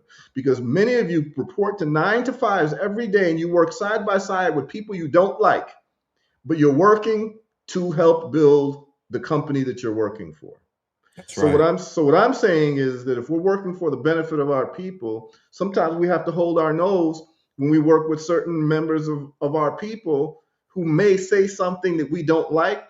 But if our assessment is that their platform and what they're doing generally is a net positive for our people, we'll work with them for the greater goal because we have worked with people we don't like in our 9 to 5 for a paycheck.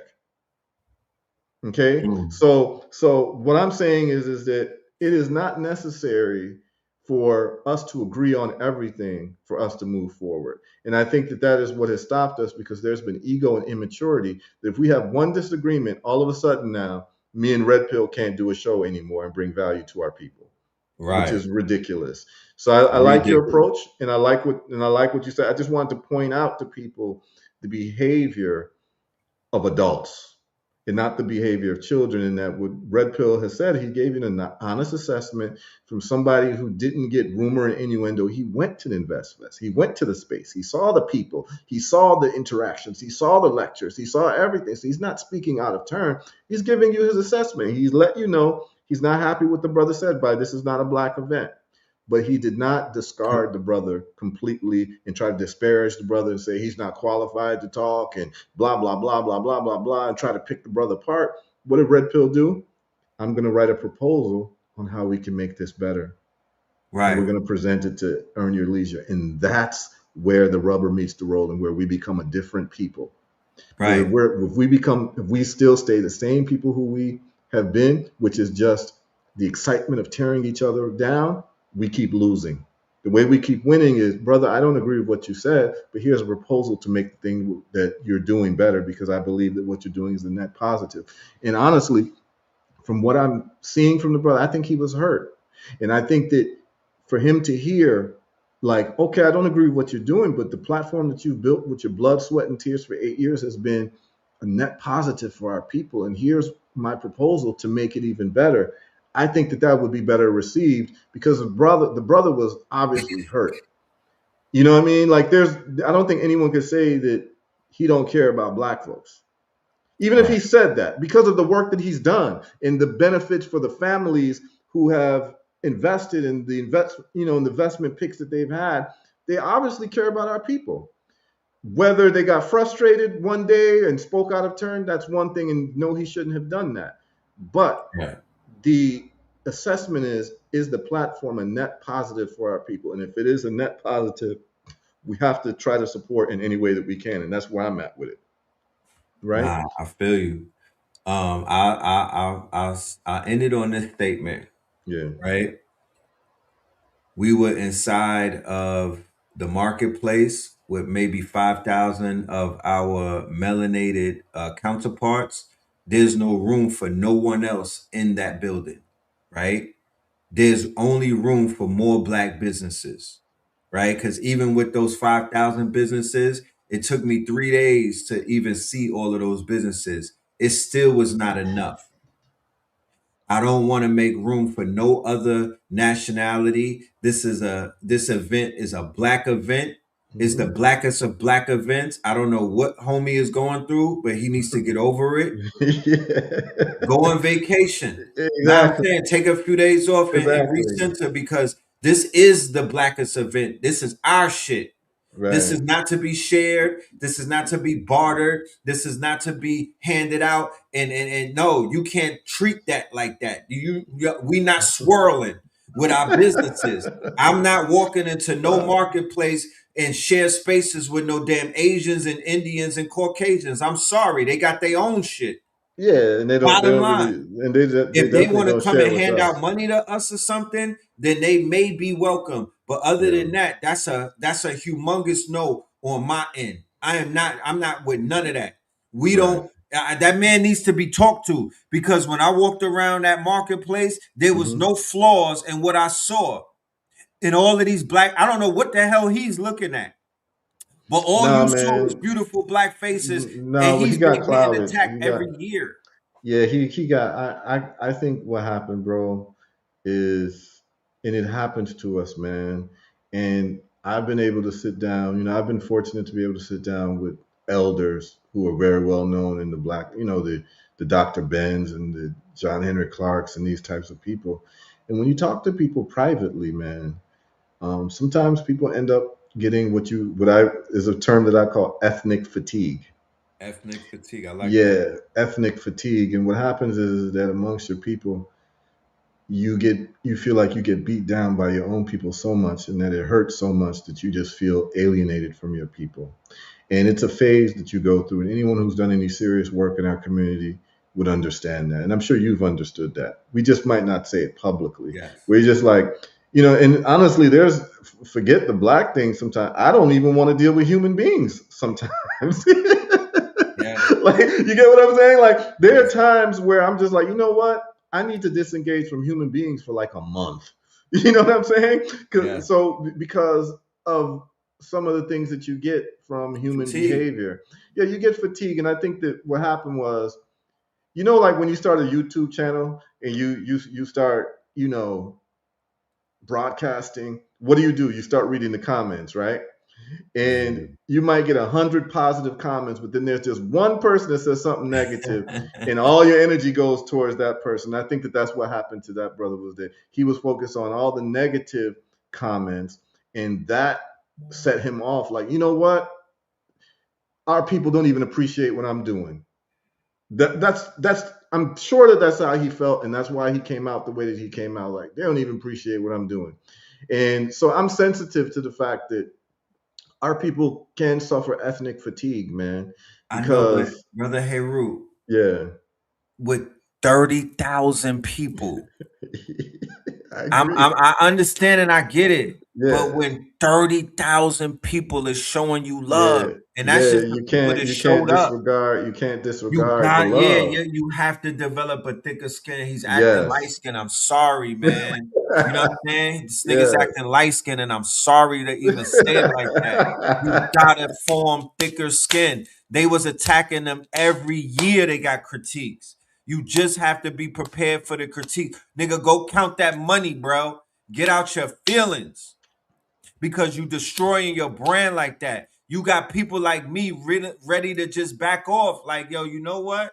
I put my energy behind somebody else, just a little more thicker skin, bro. Right. Because I can't. Because once you reveal that part of yourself that you getting tender, what else is gonna come about that? Nah, I Where's feel your you. celebrity friends at? If you brought all of these people, you brought 1,000 celebrities, but none of them could help you with your feelings. You don't got nobody you could pick up the phone and be like, yo, Steve, I'm getting attacked. Yo, my people is attacking me. I need to bring the Yeah, Avengers of these celebrity niggas. yeah, Let's get a round table. Let's do a Zoom call. I need y'all to give me some insight. yeah.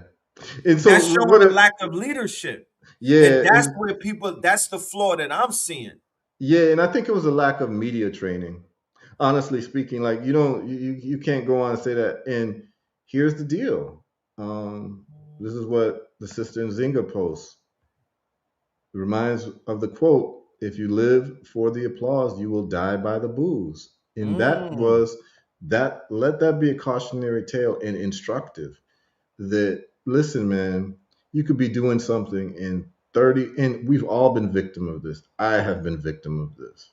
I've been a victim of this in this show, where I get 100 great comments and then one person says something crazy, and then I focus on that person for the next 20 minutes. You know what I mean? When there have been positive statements all throughout. So I've learned to ignore the negativity and just focus on the positivity, and let this be a cautionary tale for everybody, man.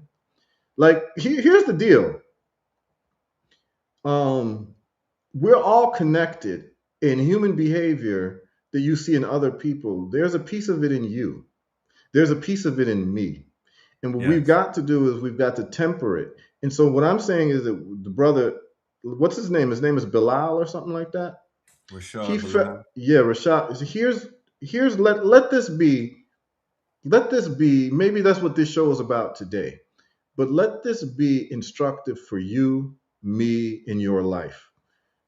Listen to what the sister Nzinga Onuwosan, big up Nzinga, she says, if the quote is, if you live for the applause, you will die by the booze. We have That was the seen, bar. yes, that's a bar. So we see that the brother Rashad Bilal, or Bilal Rashad, I don't want to say his name wrong, he fell victim to this, and we all fall victim to it. We he do. is publicly he is publicly paying the price for it with this type of talking, and people saying they don't want to deal with him anymore. But the same people who say they don't want to deal with him anymore have also fallen victim to the same quote. We Mm. all have fallen. He's just fallen victim to it, and it's public right now. But we all, how many of us focus on the negativity more than the positivity? There are people living in $1 million home with access to a beach, and they're waking up in the morning complaining because one person says something they didn't like. They actually have now completely overlooked all the good in their life and focused on just the negative. And what I'm saying is that we can criticize Rashad Bilal as much as we want, but we have all been guilty of doing and succumbing to what he just succumbed to. Listen to what Red Pill said, y'all. 30,000 people came for 3 days in a row and paid to come. That's love. And coming off that event, that love that you got was completely obfuscated by the voice of a few people who were picking at you and criticizing you. And that became the narrative, and not the success of the 30,000 people who came 3 days in a row to show you love. How many of us can look at our lives and say, we've fallen victim to that? I know I have. I And have. I'm Can I? and I'm working on it. And I'm Yes. working on it. All of us, we have to work on these things where we've got positive things around us that we're completely ignoring and only focusing on the negative things. Just like in the Black community, there are people in our community who are doing positive things, and we completely pay them no attention, no mind, show them no anything, and we just focus on the negative things every single day. So let this be a metaphor for all of us to understand that focus on the stuff that's positive and the things that's showing you the love and the things that are giving you forward progress. And these other things, the negative things, the negative words, let them fall by the wayside. Because if you don't, you end up falling into the trap the brother Bilal fell into. It happens to all of us. So it's a learning lesson you're saying for those of us that are Yes. in the quote unquote spotlight. Yes, I think that his what happened with him is greater than him. Mm. It is actually a metaphor of what happens to all of us on a daily basis in many different ways. We may have loving people around us, but our day is ruined when one negative person says one negative thing, and then that affects us and poisons us towards the people who've been showing us love. That's what happened to him. Yo, that is Think so on about point, that. my brother. Because Lord have mercy, this is a lesson for everybody to learn in not just celebrity, but this new era that we live in, the attention economy, Yes. right? That negativity, hate, or critique, when it's not that constructive, we have to admit how detrimental that is to our emotional bodies and our mental health. Because even me saying what I'm saying to the brother, I still have to take account of how I've been affected in certain situations. You know, I've crashed Exactly. out. You feel me? Exactly. I don't think that Exactly. I don't know if my crash outs have been on such a big stage, but I've definitely crashed out. I was ready to crash out the other day when I read a negative comment Yes. off of a video that I posted Yes. of a We've of a all been music there. of a music video that I did, and a brother left it. I know the brother too, and he don't support. He never bought nothing from me, but he put a paragraph in the comment section like, "Yeah, Red, this you could do better than this. This shit looks horrible." Da da da da. Hmm. You know what I mean? I've heard other things from you in the past. You need to put more effort in everything. And I'm like, I know where it's coming from. You Hmm. want a reaction. You feel me? You Yes. just Yes. trolling right now. But if Yes. I could dish it, can I take it? Even Yes. though I don't put no paragraphs in nobody's stuff doing passive aggressive or what I call sassy aggressive kind of comments. I'll just get right at you. You know what I mean? And it's like, whatever. But Hmm. this is what we signed up for. You don't even know if it's bots from Botswana sometimes getting at you because You yeah, they don't rage know. bait You on don't the even know if internet this all is day. real. Yeah, you don't know if this is real people. But this is even greater than people who are in the media or people broadcasting. This is for the average individual in our lives. How many times have we allowed the dictatorship of the negative? What I mean by that is listen to what Red Pill said. And I want people to really pay attention to this. Maybe this is the message of the show today. How many times have we allowed look at this. 30,000 people come. He completely ignores the love from the 30,000 people and focuses on the negativity for maybe, let's just call it 100 people, 100, yeah. right? What has he done? He's actually become, his emotions have become undemocratic. What I mean by that is that he has weighted the vote of 100 people for his emotions more than the vote of 30,000 people. Mm, So what has happened is he's allowed a dictatorship of the minority to rule his emotions. And so this should be a cautionary tale for all of us when we look at our lives and what we have to be grateful for.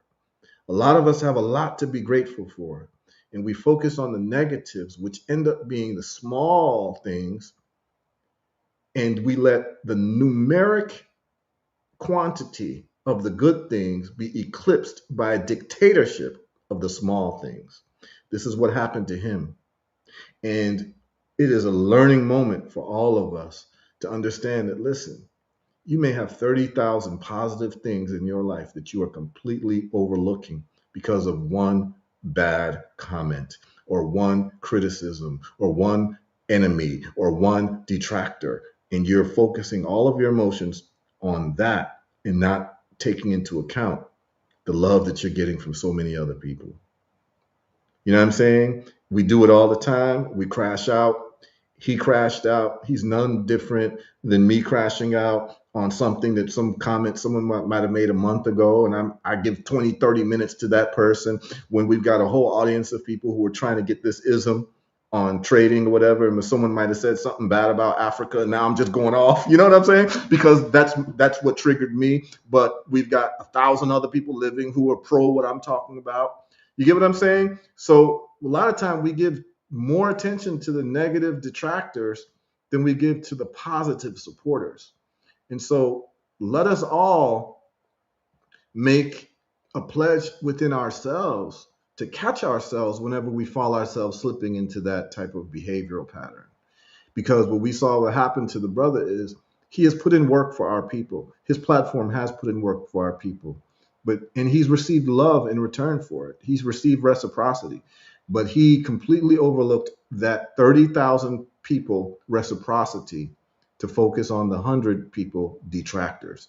And we can't allow ourselves to get caught in that. So hopefully this will or be a learning lesson for all of us. right, or he could be he could be he could be getting critiqued by groups of people who are seeing patterns and noticing, they're seeing something familiar, right?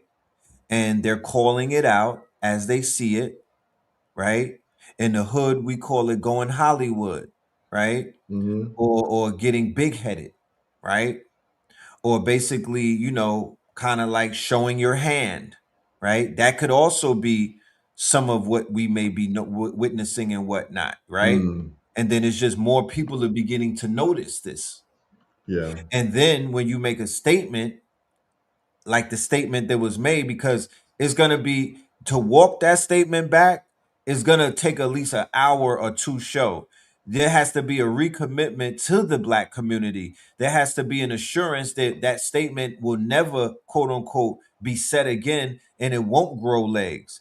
this is not what your intentions are. He's gonna have to the clean up on that, clean up on aisle six. It has to be more severe than a soundbite Yeah, because that is going to that's that we're at a pivotal point at this point because I will never support. I will not support ambiguous brand. I'm not going to support no type of brand that's super ambiguous that's trying to get into bed with other races and other nationalities when we're at the back of the race right now. That's yeah, not how we gonna do it. yeah. And your position is a reasonable position. Like it's a reasonable position, and you have a right to have that position because you've been a stakeholder. You've been a participant. You've put money into their platform. You've attended their. See, there's a lot of people who have a lot to say about this and never been to an invest fest, have never put any like skin in the game when it comes to earn your leisure, whatever. But they got a million things to say. So you're in a different place because you've actually attended. You've put money into their pockets. You've set up booths and all of that. So you have a right as a stakeholder to state your opinion as to what offended you. Just like a stockholder has a right to have opinion on the company that they invested in. So yeah, you've invested in them. So you're quite different than other people who've never even attended there and they're just looking for an opportunity to criticize. So yeah, hopefully he cleans it up. But for me, I'm always looking for the lesson. And the Yeah. lesson is I've seen myself in that spot. Not as severe to go public and, trash our people and all that, but I've been frustrated. I focused on the negative comments that people might have made over the positive comments. And so it let me know that all of us have to do the extra work to keep that in check. We have to keep that in check because here's what ends up happening. We end up disrespecting those who love us and have been positive towards us. That's what ends up happening is that we focus on the negative so much that we completely ignore the people who've been supporting us and been giving us love. And those are the people that have to be, you know, invested in. Those are the people that we have to pour into. We can't pour into the negative detractors. And there is so much temptation to do it, but it's part of growing, y'all. It's part of growing that the detractors are always going to be there. But the question is the people who love us, are they getting the attention that they need from us? And the answer is usually no, because we're focused on negativity so much. And so I see a part of Rashad in myself Right. because I've seen myself crash out, I whether have it's as well. publicly or privately. So I'm not even taking this as a Rashad problem. I'm taking it as an us problem and a human problem where we will completely overlook the positive and focus on the negative. And so hopefully he cleans it up. But at the end of the day, we're going to keep doing what we're doing. And I think that, there's still a great platform, but there do needs to be some conversation where he can be a little bit less in protecting his ego and really just talk about the frustrations, man, that happens at times when, you're trying to do something positive for people who haven't won in a long time. So we start engaging in the negative, losing behaviors, and it's going to take a lot of winning to snap us out of losing behaviors. So that's where I'm at Yes, with it. I So we're agree. here to win, but it was a great conversation, man. Man, I'm this is like therapy for me, man. I really because I have, sometimes you could bottle up your thoughts and you don't have somebody to really dialogue with hmm the same way that me and you would have dialogued in private. hmm I appreciate the fact that we got on this platform and dialogued in public. This is a public build. We didn't just dialogue amongst ourselves, we dialogue with our community. So this was more like a town hall meeting. hmm And I feel that is a very important subject and whatnot, because like you said earlier, this is something that we could relate to and we could see this in any one of our quote unquote platforms and brands and whatnot. You know what I mean? But I feel that the conversation was very mature. It was not one-sided and whatnot. You feel me? I would introduce and I would welcome any individual who may be out there who has stronger talking points that may be leaning a little bit more on the harsh critique. I'd be willing to entertain or to definitely platform anybody that has more insight, you know what I'm saying, or Hmm. thoughtful insight into the situation. But yeah, uh ultimately Saturn is in retrograde for those of us that are tapped into the cosmos. Now I'm you no, Saturn is, Yeah, it's a yeah, lot of yeah. things that I'm learning, Yeah, man. Yeah, man. Talk the Saturn is things. Saturn Talk in the right things, now. man. Yeah, man. And Yeah, man. you know, I would name this episode not black fatigue. What did you call it? Ethnic fatigue. Ethnic fatigue. Oh my goodness. Yeah. It's a slippery slope. And it's not just black or white. It has different levels to it. No, I feel you. Yeah, man. I feel you. Like I said, man. You are a stakeholder because you've attended the events. I have not. So I take what you say very seriously, from a stakeholder point of view. And I just think that this was a conversation to have. And what I extrapolated from it was, he fell victim to what we all fall victim to, which is focusing on the negative and not the positive, and allowing a dictatorship of the negative to get into your mind. You said it very clearly. 30,000 people attending your event is love. And to come off of that event and not see that as the overall arching narrative, is a problem. And we've all fallen into that, so all of us have been victim of overlooking the positive things around us and focusing overly on the negative things. So it's a work in progress, man. But like I said, at the end of the day, um, I'm doing what I'm doing. I have my Yes. own worldview. I'm a Pan Africanist, and so there are things that are expected of me. I don't expect things from other people who are not Pan Africanists, or pro black. I just don't expect it from our people unless someone has like openly and notoriously said, this is what I'm standing on and this is what I'm about. Now it's like, okay, are you consistent with what you're standing on? Again, I don't know the brother. I don't know his political perspective. I don't know, like, Right. outside of like buying stocks, I don't know what his worldview is. I don't know how he feels about, different politics, where he may be a Democrat or a Republican or into that type of stuff. You know what I mean? I don't know. But at the end of the day, they build a platform, an institution, and I think it's a net positive for our people. In any way I could assist them in any growth activities, I would love to, assist them in any way, if I could lend my voice in any way. But, the brother has to sit down with Red Pill and get Red Pill comfortable, as a stakeholder. And this is what you have to do when you say things that are offensive to people. You didn't really mean it, or you were just wiling out. The people who need to hear you say words of contrition, they have a right to demand that. So, hopefully you and the brother Red Pill get an opportunity to talk, because you have a powerful platform. And if you're not feeling it, it can affect, their bottom line as well. So, it would be good if you and the brother Bilal could actually have a nice one-on-one conversation to, see where he's at, and to see if, he's able to be at least issuing some type of contrition that makes you and other people comfortable to attend the next one and to support them. But I think that it'll be all right, because you're doing the right thing, Red Pill, by giving them a proposal. Hey, this is how we can make it better. It just shows that you're not a detractor. It shows that you're actually looking to build, as opposed to just criticize. You know what I'm saying? Yeah. So, Because I feel the same way that you do, because I see more of the importance of the brand and the platform than I would say the detriment of the right. or said platform. No, I know people personally that are employed by them, and I ain't talking about 19 keys. I know family friends who have been working side by side with them over the years, that they basically scooped up and changed their lives.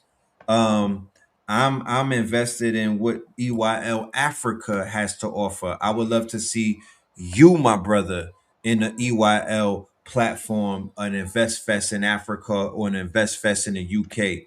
I would love to see what you're doing. I would love to see you on one of those stages. I love that stage that they built. You feel me? I know how Yeah, powerful that stage is. I just want to see the right people on said stage with the right quote unquote message. right. I also want to say to Sister Nzinga, that statement that you made, I put that on my Instagram. That made prime time. I you know what I mean? Like I had to, you know what I mean? Yeah. That was the statement of the show. If you Mm-hmm. live for the applause, You you will will die by die the by the boo. booze. Yep. And what does that ultimately mean for any of us that are out here in what we call social media that have a public image and whatnot? We always gotta, use people's mistakes and their quote unquote shortcomings as a lesson for what you should not be doing, right? Yes. Yeah, Yes. let's for those of us who have our necks out there, for those of us that are living for the applause, you need a reality check. That's not what you signed up for. That's not what this is about. You could lose yourself in what they call fame, and that's a drug. It's deadly. That's not what we signed up for. Pan-Africanists should not be chasing fame.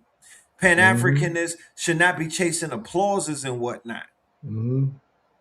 You know? Yeah, look what Not to say Nzinga that writes. everybody is that. Mm-hmm. Revolutionaries, Pan-Africanists, master teachers, scholars. I'm speaking to my people right now. Mm-hmm. They get caught up in this social media, this internet thing, and they're losing focus. Once you put your neck out there, yeah, you're gonna get eventually there's gonna come a day where you are going to get drowned out by the boo. So always be mindful of that. Do you really want that? Or do you know that the power really rests in the person behind the camera and not in front of the camera?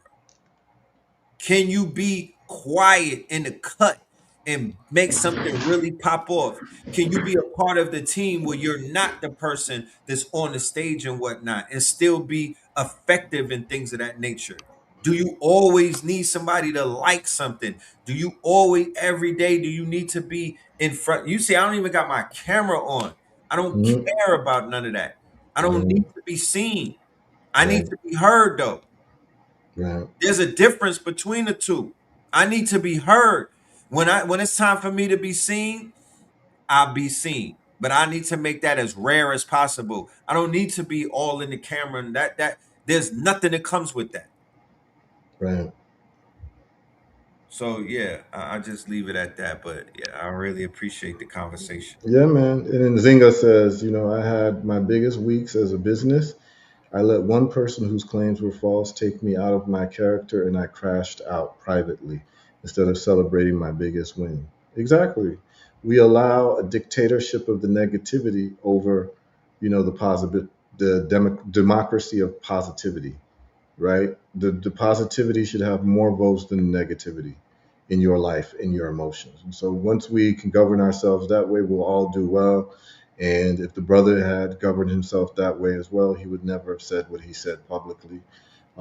But we And all I'll do also crash add out. this: the Yes, internet is not a real place. right, Right? The internet is not a real place. People are developing levels of psychosis because they're tapping into an artificial reality. Before artificial intelligence, they created artificial reality, and that is social media and that is the internet. Please, once again, and I would tell this brother the same thing. You was getting love in the real world and you crashed out because you tapped into the fake world, this artificial world, right? Where people troll and they sit behind anonymous screens and they even have bots running around. Computer love, the dead internet theory. The internet is not a real place. correct. Stop putting it's hard to tell a person to not put their emotions and their feelings into it. But Lord have mercy. This is the matrix. Move accordingly. Yep. Because I don't, and not too many people gonna yell in your face in the real world and spit in your face and tell you, yo, I don't like your nose and all of this crazy stuff. That's stuff that that's stuff that they're doing in the Matrix and whatnot. So a lot Mhm. of us have to unplug and get into the real world. Put that phone down, turn that computer off, roll around in the Mhm. grass and whatnot. Get a real hug. God damn it, get a massage if you need some interaction, if you need some physical contact. Tap into the real world because in the real world, you're gonna find more love than you're gonna find in the Matrix. Yep. And on that, let's move on to the ism that we have to share with you all around Yes, let's this do that. trading in this. But this was a very good conversation, and hopefully it was a learning moment for all of us.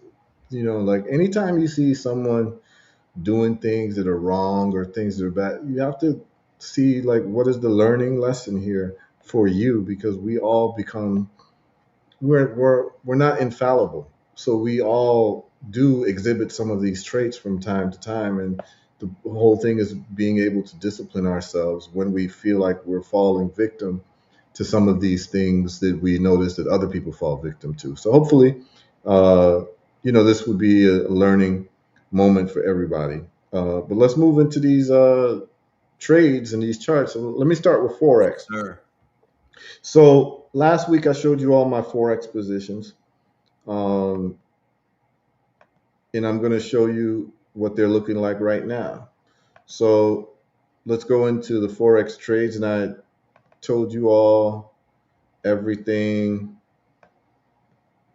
in terms of my approach to trading. So let's start out. You all are able to see the screen. So a week ago, I shared you all my trades, and so now I'm going to give you all updates as to where those trades are. Red Pill, can you see the screen? Yes. Okay. So this is my position on gold. You will see that I'm in extreme profit with gold. Why am I in extreme profit? Because I was able to use first principles approach. Is in all economics, it's buy low, sell high. I don't care if it's communist economics, capitalist economics, anarcho capitalism, crony capitalism, whatever you want to call it, Austrian economics. The rule is the same: buy low, sell high. Marketplace economics, you know what I'm saying? It's buy low, sell high. So what I do is I always use the bigger time frames, because the bigger time frames are smoother in terms of the direction, and there's less volatility. The more volatility, the less predictability. We are in the game of being able to predict where price is going. So therefore, the higher time frames is what makes the most sense to us. And most people lose money in forex because they're only taught how to use the lower time frames, being the H1, which is the hourly, or the M15. Okay, you want to use the daily, the weekly, and the monthly. Don't let anyone tell you anything different. So what we noticed is that on gold's weekly chart, anytime you start to see the black line move out of these blue lines or close to the blue line, that's what you call a low, and then we call that shark fins. So it formed a shark fin here on what you call the TDI, or the RSI, which is the relative strength index. This is the stochastic indicator, which also lets you know buying and selling pressure. And I was able to notice a low. And what did I do? I checked the daily, and I was able to track that low on the daily. So now I've got a weekly and a daily low. And so what did I do? I then look at my entries through the hourly chart by being able to see levels. Now I might be moving a little fast, but those of you who've done Forex, you'll understand what I'm saying, and it'll be an epiphany for you based on what I'm saying. So these are the lows here of gold. And this is what you call level zero, which is the lowest level. And then as it moves up, you start to get level one, and then you get level two, and so forth and so on. And so what I do is I look for the bottom, I look for it to form level one, and then get in at level one. Okay. So as these lines start to cross, the red crosses to the blue, you start to get a level one. Let me break it down a little bit better. So I was able to see that gold was actually making a turnaround. Some people call this swing trading, right? But I just have my own style for what I do. So sometimes I don't use the same words that they may use. But as you can see, I was able to predict that gold was making a change from going down. Here's it going down. See, gold was going down for several months.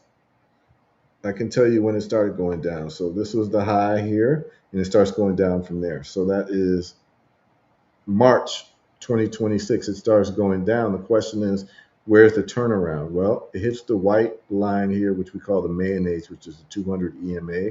It bounces off and comes up, but then it comes right back down. Your job as a Forex trader is to notice when the turnaround is about to happen. So I have a way of doing that by using these indicators and then using these level changes that I see on the H1 chart. As it moves from level 0 to level 1, it lets me know that it's actually making a different change. So in terms of direction, so I was able to get in on gold, and that's why I am caking up on gold. Right here, you see that I am 3,000 pips in profit, and this is not regular. Most people who trade Forex, you're going to see them celebrating when they're 20 pips ahead. But because I do a different type of trading based on the bigger time charts, you're going to always see me with thousands of pips, even tens, 100,000 pips, which is very rare and you won't see. But we're used to being rare as in terms of our performance and what we do. So this is what you see on the daily, and on the hourly, you'll see that we are way, way up, okay, as far as it comes to gold. All right. Silver. Look where we are in silver. This is our entry point with silver. We knew that silver was doing a turnaround, and we are 741 pips. Silver is one of my favorite charts because of the way it moves. It's a very steady movement. Um, Silver will give you, if you get in on silver right, you're going to make a lot of money. So, like, look at the silver chart. Look at right here where silver was here. You'll see a dip here. That's a low. See that shark fin at the bottom? It's a reverse shark fin. That lets you know that this is a buy opportunity. So if you got in on this low here, this would have happened April 2025. You could ostensibly been in this trade since April 2025. Every time it's moving up, you're printing money. So I caught it at a low again. So I plan to be in this trade for over a year. Every time you get a blue candle moving up, Heru's making money. I'm printing money. Okay? So I'm in here and we got a nice candle up. And so I'm in great profit. I'm also in platinum. This is platinum here. And I've just hit profit with platinum. So I saw that platinum is going up. And these metals tend to kind of copy each other. So I'm in gold, silver, and platinum. So I'm making money off of the rise of platinum as well. And you can actually look at platinum's chart. Look at the chart. Platinum was flat for many years until you get to here.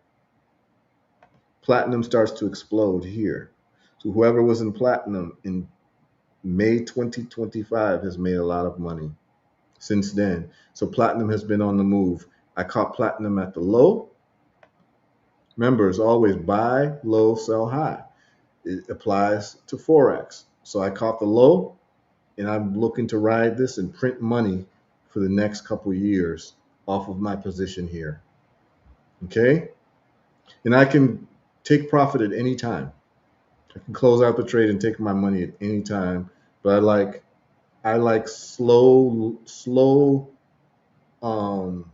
I can wait, right? So I like building up money over time. I'm not into like fast money, okay? Because fast money leads to long problems. So I like this to build up over time and this becomes exponential, okay? I'm also in Ethereum. Look at this great big blue candle I'm in on Ethereum. I'm even down here, I have an entry. The green is the entry, and the pink is my stop loss. So what I'm going to do now, you're going to see this in real time. I'm going to be moving my stop loss to my entry. What does that mean? That means that I'm at a no risk trade. So that means that if I get stopped out, I won't lose any money. If the pink is below my entry, that means that this is where I would lose money. So right now I'm about to secure my trade. So now there is no risk. And actually I will get out with money. Okay? So if I get stopped out here, I get stopped out with cash.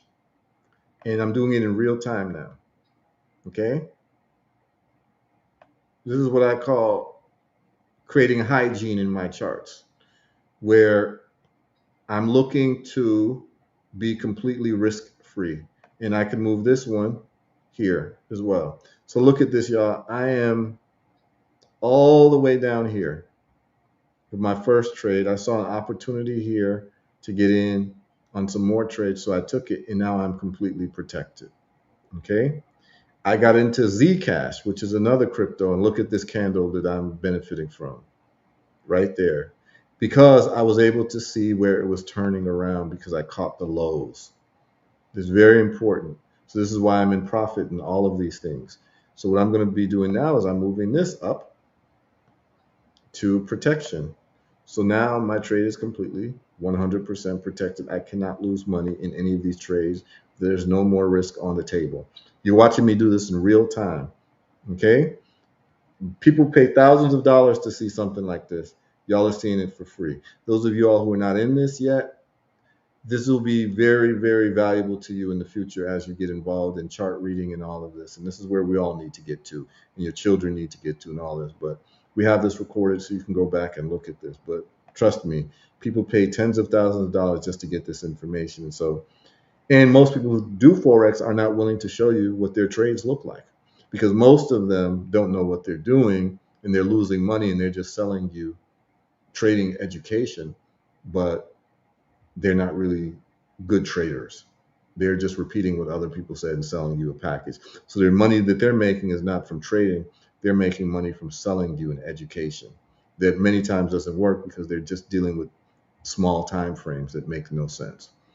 Never have anyone trading you on the 5 minute or the 15-minute chart. It's too volatile. Your money will be taken away. Euro Japanese yen. Look at this.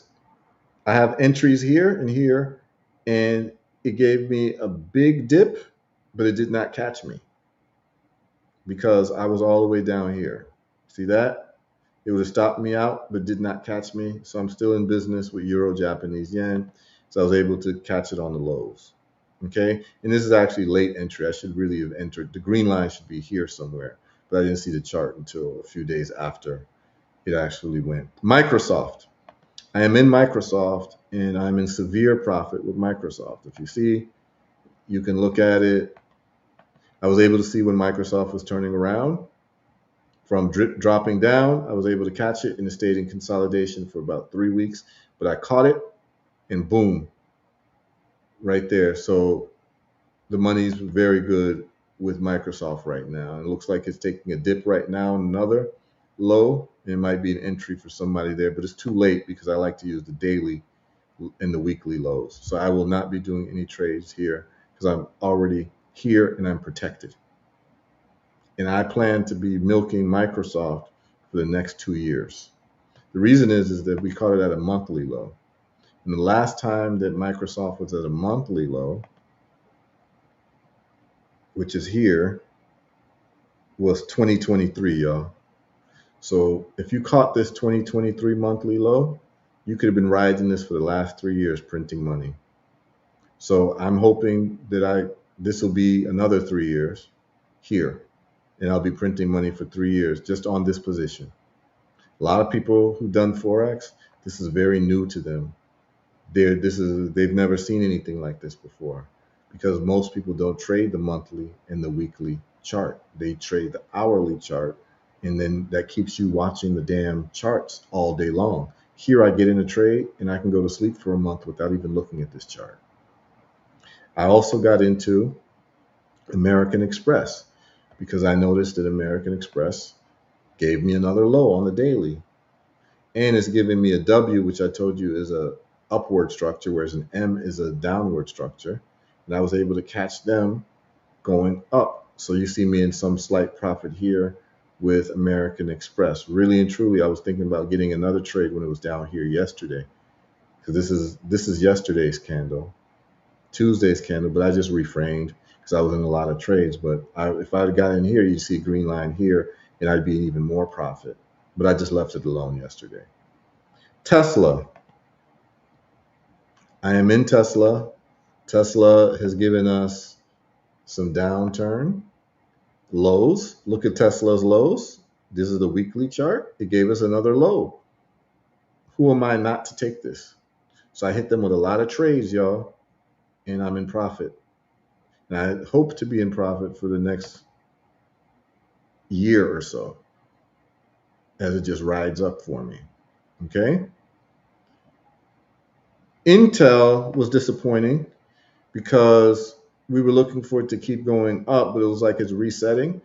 So I got stopped out here this morning, but I will get back in as I see upward movement. And what I'm going to be doing is simply waiting for it to form a level. So I'm going to take this as level 0 in the new reset. I'm going to wait for the red line across the blue line. That will be a sign of a level 1. Then I will wait for it to retrace a little bit back to the blue line, which would be called an H150 bounce, and I will take the trade from there. And we'll do it again. We'll reset it again. Okay? So on this one, I did get closed out on this trade. Okay.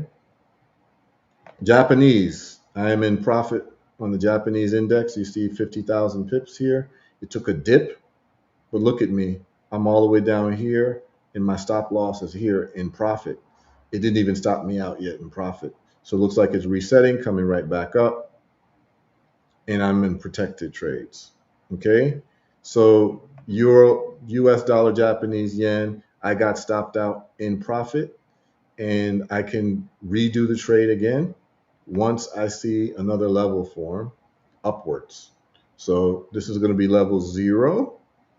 If it goes up, that'll be level 1, and then that'll let me know that it hit the low and I can do another entry. So I'm just being patient, y'all. So I've just shown you all 1, 2, 3, 4, 5, 6, 7, 8, 9, 10, 11, 12 charts, of which 10 I am in profit, and 2 I've got closed out in profit, but I'm waiting to re-enter when the time is right and the situation looks perfect. So in terms of all of the trades that I'm actually in right now, I'm in 10 trades right now, 2 on the back burner that I got stopped out on, and 10 are in profit.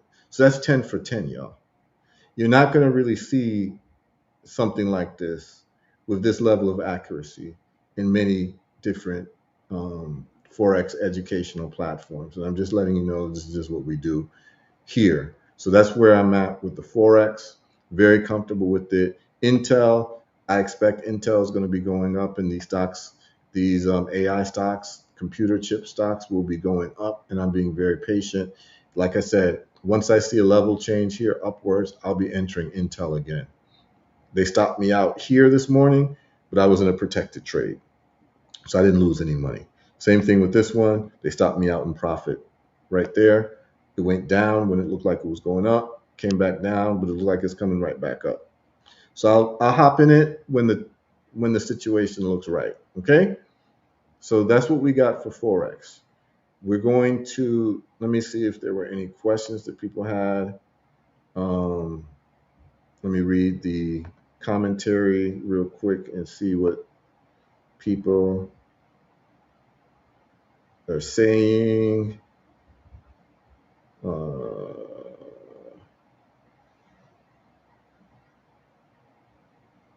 Okay, let me go. I'm going to go down into the comments and see if anyone's asking any questions. Someone asked, "Is this covered in the forex subscription on Heru Trades?" Yes. So let me just be clear on Heru Trades. Heru Trades is not. You're not paying for an education. I have free videos on my website on herutrades.com What you're paying for is literally just to follow my trades or analyze them. So there's a weekly, monthly, and a yearly subscription fee. So this is really for people who have some type of experience in trading, where you can choose forex, you can choose heavy metals and crypto, and then you can also choose stock options. And I do all three. And I just post my trades, and you're able to know them right away, so that you can get in on the trades as early as I get in. Okay. So someone says, so you're shaving, taking profits. No, I'm not taking profits right now, because I'm looking to be in these trades for like a year. Okay. And my profit level for a weekly low is 10x and a monthly low is 20x. What do I mean by that? Is that if my risk is $500, I'm looking to make $5,000 off of a weekly low trade. If it's a daily low trade, I'm looking to make 5x from it. So if my risk is $100, I'm looking to make $500 from a daily low trade. I'm looking to make, so that's 5x. So that's just the math that I do. 10x is for a weekly low, and a 20x is for a monthly low. So that's my take profit levels. Other than that, I stay in the trade. And what happens is that if I do get stopped out, I get stopped out with, like, let's say $100 profit, and then I look to get back in if it looks pleasurable. So the way I do the math is, if I get stopped out 10 times at $100, that's $1,000 for getting stopped out because it reversed on me. But what I do is I put my stop loss above my entry, where I can at least get $1,000 off of it if it reverses on me. So I can make $100 off of it. But if you keep doing that, you get stopped out with $100 profit every time. Well, 10 times is $1,000. So I'm either going to make 100 or I'm going to make $10,000. It's a binary outcome for me, right? So if I risked $1,000, I might make 100 if I get stopped out early before it starts to take off, but I'm in a protected trade, so I get stopped out that way. But I'll do that all day long, right? Because that's $100 getting stopped out, or is going to go and hit a home run and get me to my 10x. So either way, those are my outcomes. I'm either going to make $100 or I'm going to make 10,000. That's it. Okay. So that's off of like $1,000 risk. So, um, you can just do the math yourself. And someone says, how would you scan to find stocks that are approaching the lows? So that's a great question, Ross Heru King. So here's what you can do. Let me take this off sharing so I can speak to you all directly. Yes, that's a great question. You know what you can do, bro? You can use AI. And the question that you ask AI is, what stocks, what currency pairs are currently oversold on the daily, weekly, or the monthly chart? And the AI will tell you. So now you can just focus on the stocks that are oversold. And so the question that I ask is, because the AI sector is the biggest growing sector, is here's your prompt. What AI related stocks are currently oversold on the RSI, which is the relative strength index, on the daily, weekly, and monthly charts? And the AI should be able to tell you. There's your answer, my brother. So Ross Heru King, hopefully that was helpful for you. Okay.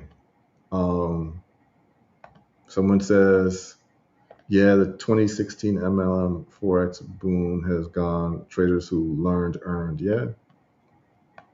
Um, Someone says, do you trade gaps on Sundays? No, I do not. I don't do the gap trading. That's just too short term for me. And it's too volatile. Remember, so what we're trying to do is we're trying to get rid of volatility. Why? Because volatility leads to unpredictability. And the only reason why we're doing Forex is to be as predictable as possible. Therefore, the most volatility is anathema to what we're trying to do. So I'm trying to avoid anything that is volatile, which is gap trading and all of that. So I don't do that. Those are people who are looking to make short-term money and get a quick profit and close out. But I'm not doing that. I'm basically looking for the lows on the big time frames and getting in at the right time on those lows. Okay. Someone says the show shared SpaceX entry point in 6 months. Can strategy be explained? Thanks. I can look at the SpaceX charts and let you know. Okay. Someone says, since these are year plus long trades, would we do yearly subscriptions? It's up to you. So the yearly subscription is at a discount. So I'll just tell you what the fees are for Heru trades. For 1 week subscription is $100 for the week, based on whether you're doing forex, currency pairs, or whether you're doing metals and cryptocurrencies. That's like gold, silver, platinum, cryptocurrency. And then the third option you have is stock options. So that's $100 a week. You sign up for that on herutrades.com. And then what happens is that you just get notices whenever I make a trade. You can copy my trades or not. If you want to do it for a month, it's $300 for the month, right? Remember, there are 4 weeks in a month, so I give people basically $100 discount. And then if you want to follow me for a year, which there's a lot of people signing up for the whole year, it's $3,000, and that's a great discount on the monthly subscription because you're paying $3,600, so it's a $600 discount. So I just try to make it affordable for people who are serious about this thing and looking to get value.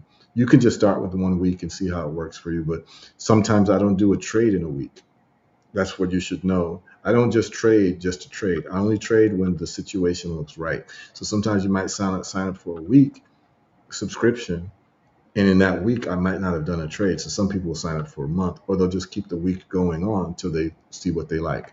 Okay. Someone says, "What's the link to my page?" They always miss it. I'm going to put that up for you all.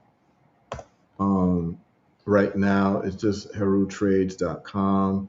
This is the website. That's for people who just want to follow my trades. And you can get educational videos when you go to the About page, right? And I'm going to post the website for you all to see. It is at the bottom here and right there, herutrades.com. That's for those people who want to subscribe to my trading. All right, let's go to the other questions. Uh, Ross Heru King says, gratitude. No problem, my brother. Happy to answer anybody's questions. New Digital says, basically, you automatically sell the stock before it goes below what you paid for it. Yes, I don't automatically sell it. Um, I just put my stop loss above what I paid for in a buy. And so if I get stopped out for whatever reason, I get stopped out with money, with profit instead of losing money. So that's what I do. And my goal in every trade is to get the price to a point where I can move my stop loss to my entry. That's my goal because now there's no risk in my trade. You want to minimize all risk possible. Okay. What hours of operation of the Africa stocks in America? So, great question. We're going to move on to the Africa stocks. MyStocks.Africa opens at 6 a.m. Eastern Standard Time. As a matter of fact, I was able to buy Clydestone stock on Monday. And I want to shout out Kai Wilson. Kai Wilson contacted the CEO of MyStocks.Africa. Those of you who are in tune, we've been investing in Clydestone heavily for the last month and a half because Clydestone gets the best returns, better than even these AI stocks. So we've been investing, and MyStocks.Africa has shut off the ability to buy Clydestone because they were having some technical issues. But Kai Wilson contacted the CEO of MyStocks.Africa. He said last week, he said on Monday you can buy Clydestone. And so sure enough, 6 a.m. on Monday, 5:59 a.m. I was awake and I bought more Clydestone stock. And I'll show you all that as well. Um, Someone says, do you open enough trades monthly to cover a pro firm test with the right risk?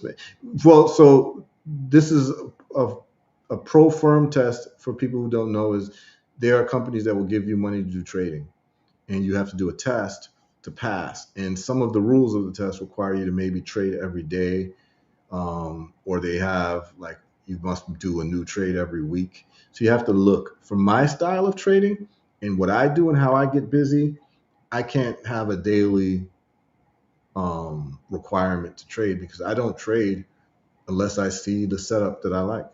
And it might take a month. I won't trade for a year unless the setup is there. I don't care.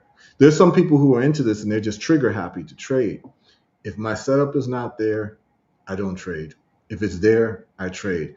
And it might take a year for that setup to show up on any given chart. I don't care.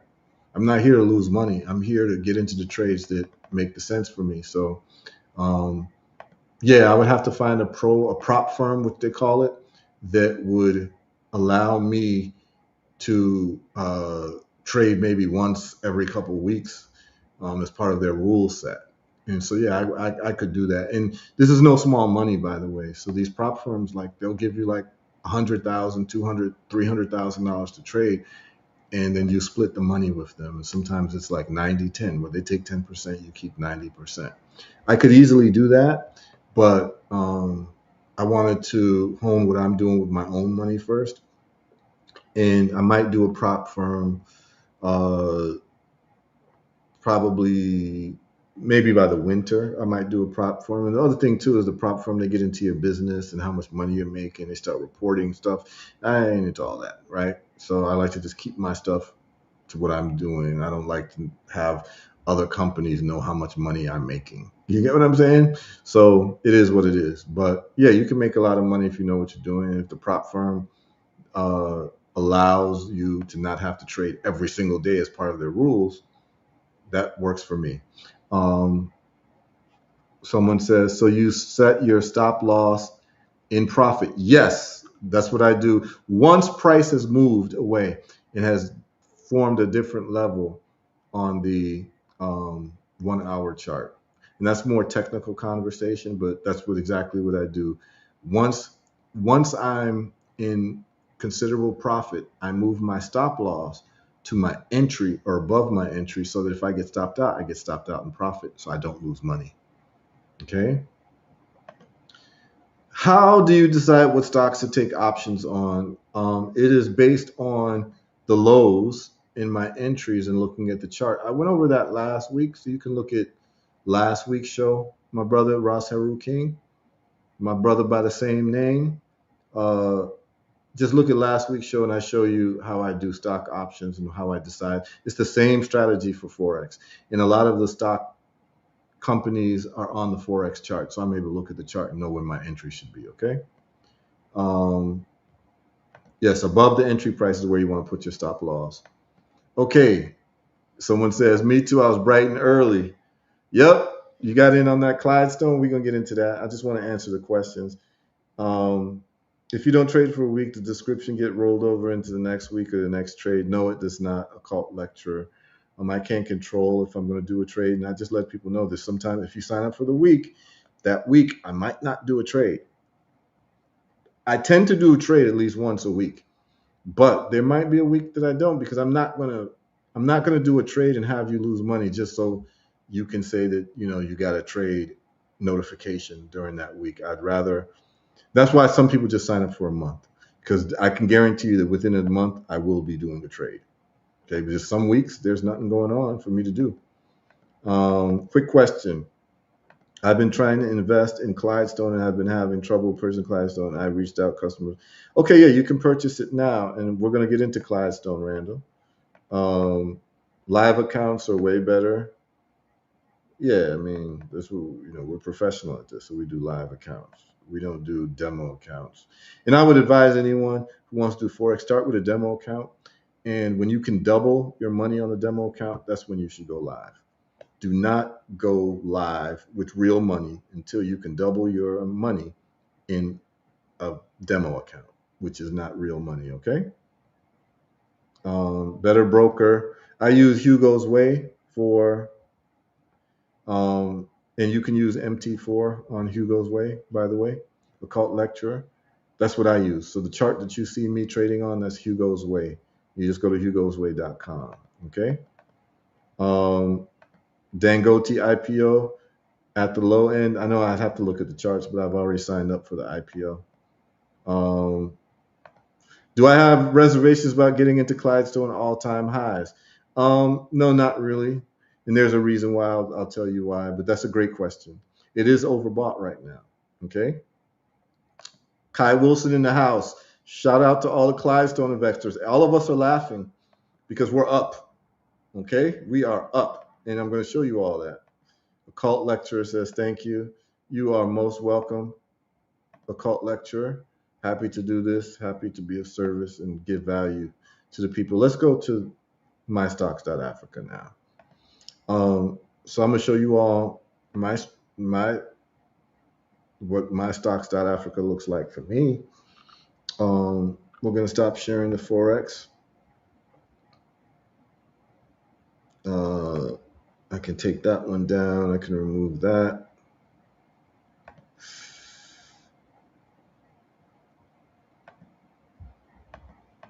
Stop that. Okay, let's get into mystocks.africa. So, okay, this is what's important, y'all. This is what I need you all to compare. So, the best performing AI stock for the last year is SanDisk. Okay? And so this is important for us to see this. So SanDisk for the last year,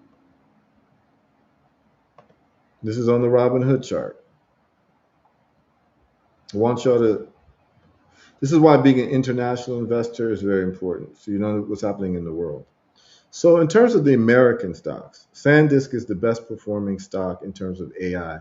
Look how much it's given you for the year. 3,000% for the past year, which is 34x, which means that if you put in, I mean, this is crazy. If you put in $1,000 last year, you'd have 34,000. If you put in $10,000 last year, you'd have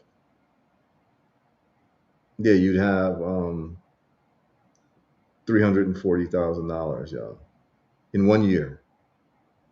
Okay, but it turns out that there's another stock in Africa that's outperforming SanDisk. This is why when people try to tell you to just stay domestic in what you're doing, don't listen to them. The world is yours, y'all. And Africa is building like crazy, and you'd want to get your hands into this growth. Okay? Don't let anyone tell you anything else. They don't know what they're talking about, and obviously they're not operating based on numbers. Okay? So, when we look at my stocks, this is my mystocks.africa. You see it says good morning, Heru, and I'm having a great morning. So when we go to the portfolio, I have the cash values covered up because people are tuned in, and I don't want people all up in my business like that. But what you can see is this: total return. I'm up 45%, and I'm dollar cost averaging. So every time I add more money every week, the percentage goes a little bit down because I just started a new week, right? But in totality, I'm up 45%. What does that mean? Well, let's look at Clydestone. Why is Clydestone important? Because we're numbers people. Okay? In 1 year, Clydestone has given you 5,800%, which is almost double what SanDisk is doing. So you'd be a fool not to look at Clydestone or this African stock and only be looking at American stocks. You'd be a fool. You make double your money on the best performing. You make double the money that you're making on SanDisk, and you're making crazy money on SanDisk. But in 1 year, you'd have done close to 60x on Clydestone. That's a big deal, y'all. Like these numbers are not normal. Okay? Like 60x. All right? And you're not getting this information anywhere else. You're not getting it anywhere else. That's why I love what we're doing. So, um, we've got, oh, this changed a little bit. It was supposed to be set to, they're just giving us year today. I just had it on yearly. I don't know whether, I think I pressed something, but the 1 year was something like 6,000. So I'd have to see if, let me see if I need to refresh this so you all can see, because you're only seeing year to date, and I don't know. I don't know what I pressed something to take off the year view. I don't know what I pressed, man. But y'all saw the number. It was crazy. The number is absolutely crazy for the yearly. So it's just giving me year to date, which I don't want. I want the 1 year. I pressed something that took it to year to date, where it should be year and 3 years. I did something that I don't know what I did, but I know I pressed something that took the view off. But anyway, you all saw it in enough time to be able to see that. Oh no, you go to all. That's why I have to go to all. There, no. So anyway, at least in the past 6 months, we've done a 10x. Okay, in 6 months, there's a 10x, 1,000%. So of course you want to get in, and so here we are.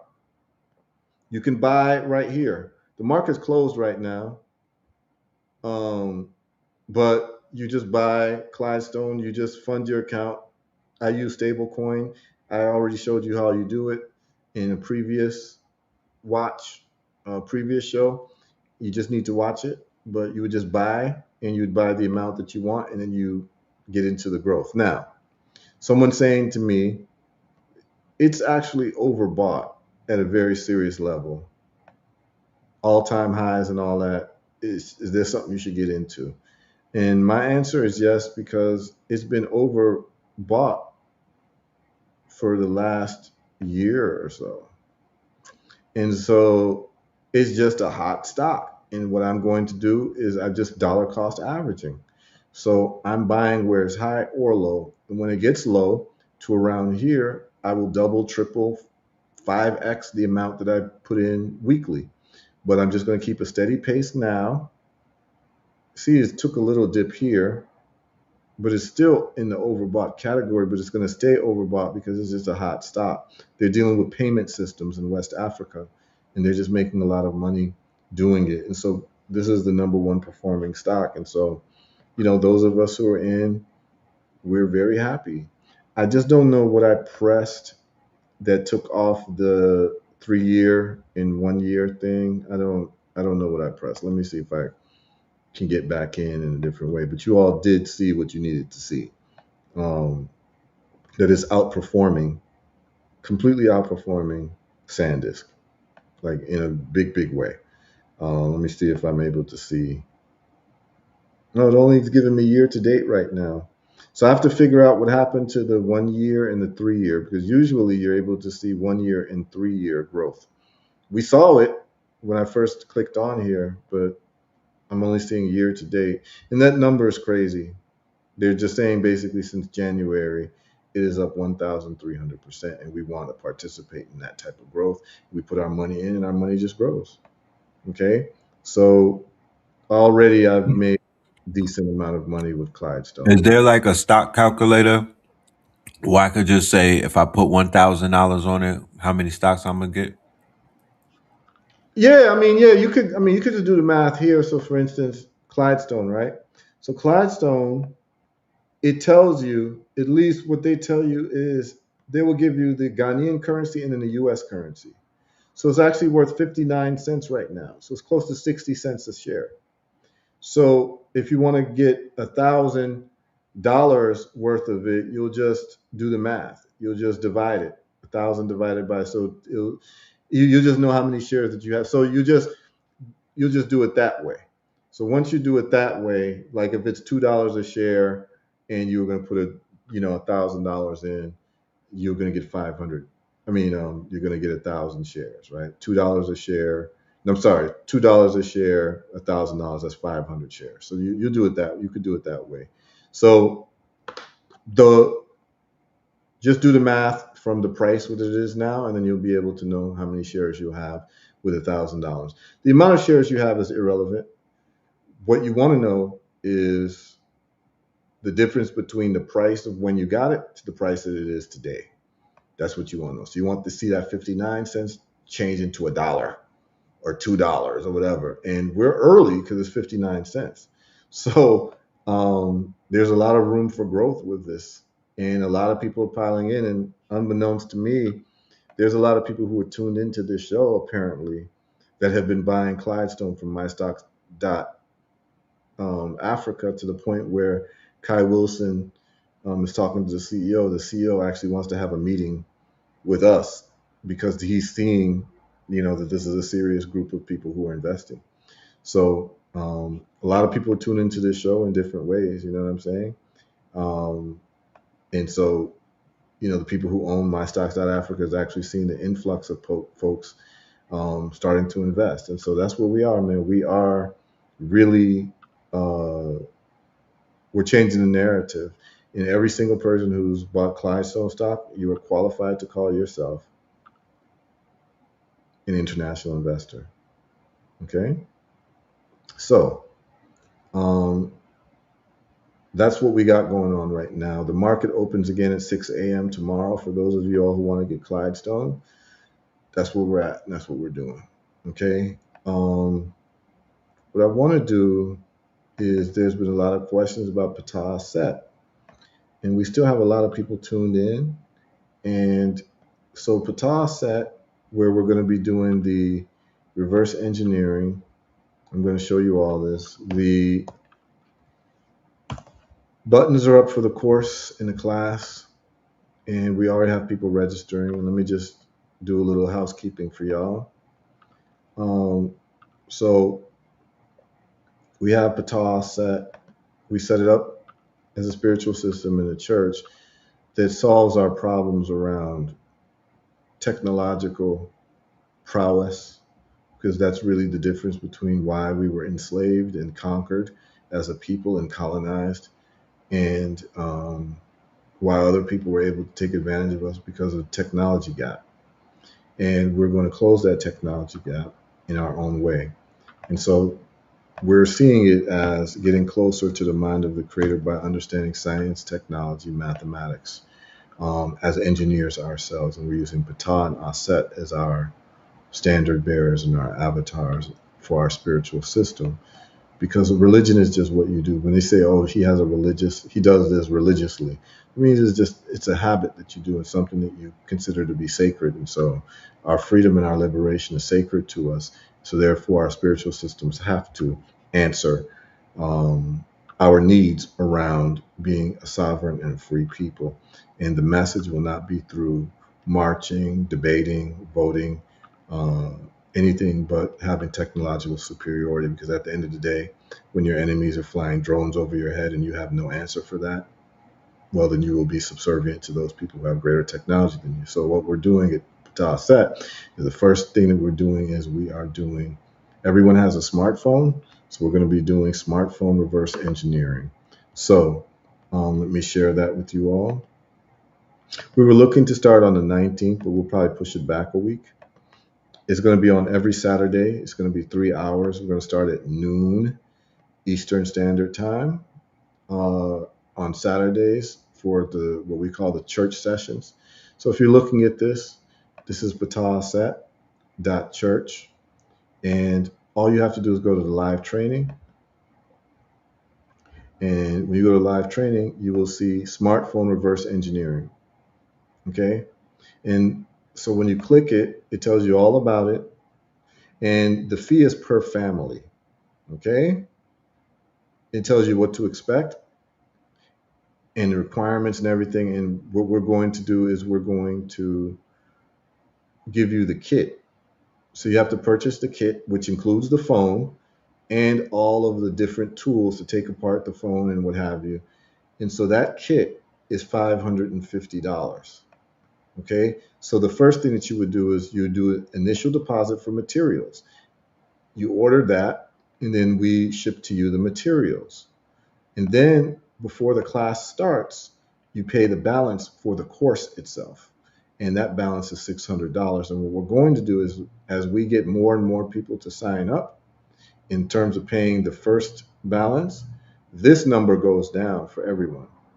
Because what we're trying to do is the instructor needs a base pay.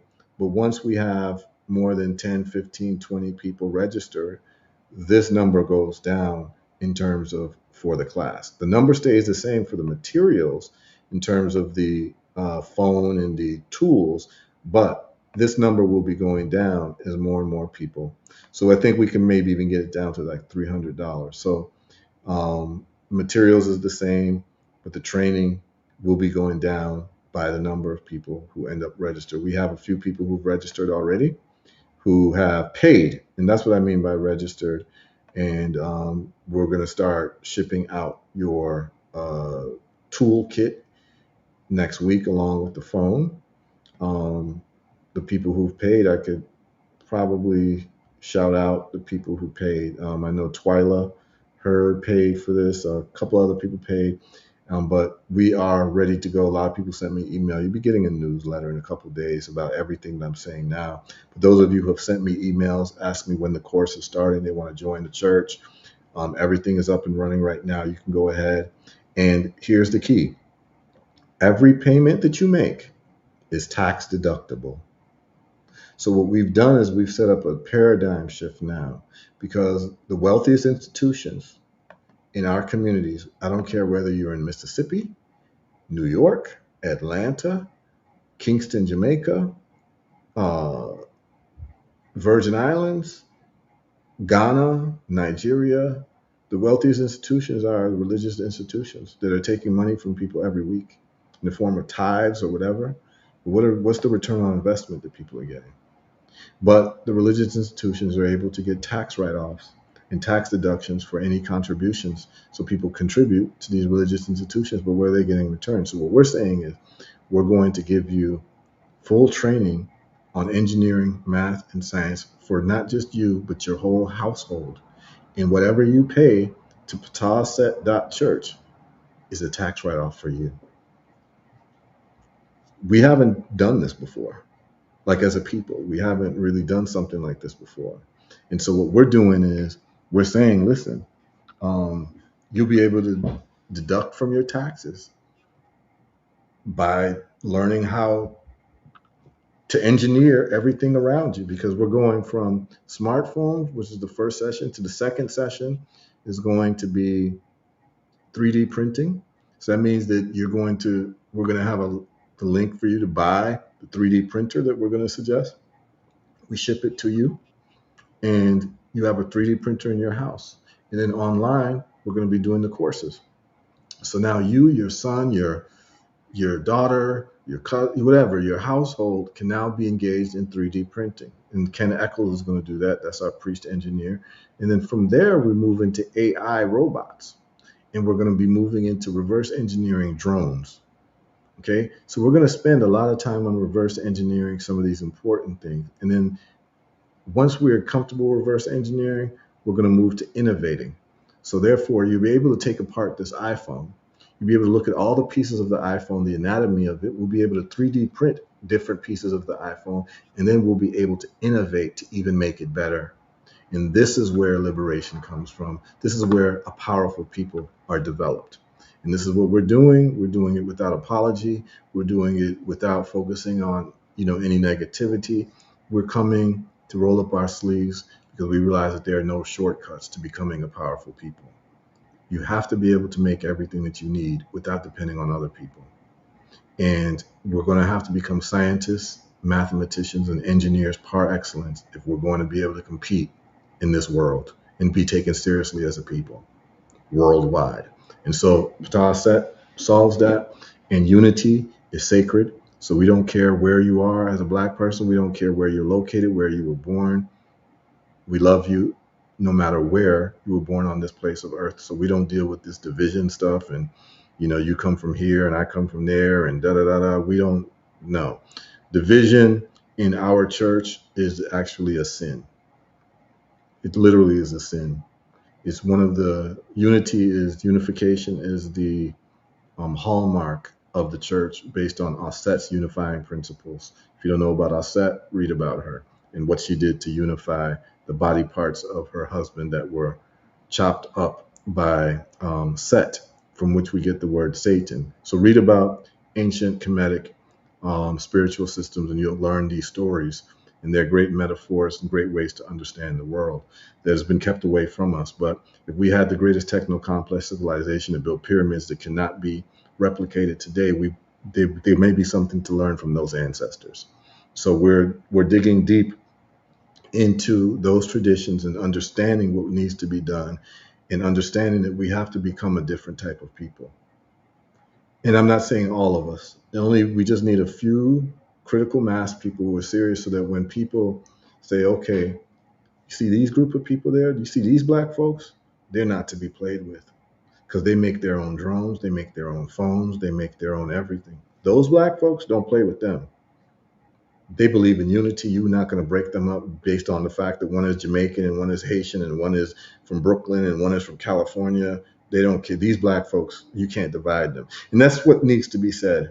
There has to be a certain group of black folks that the world looks at and says, we can't mess with them.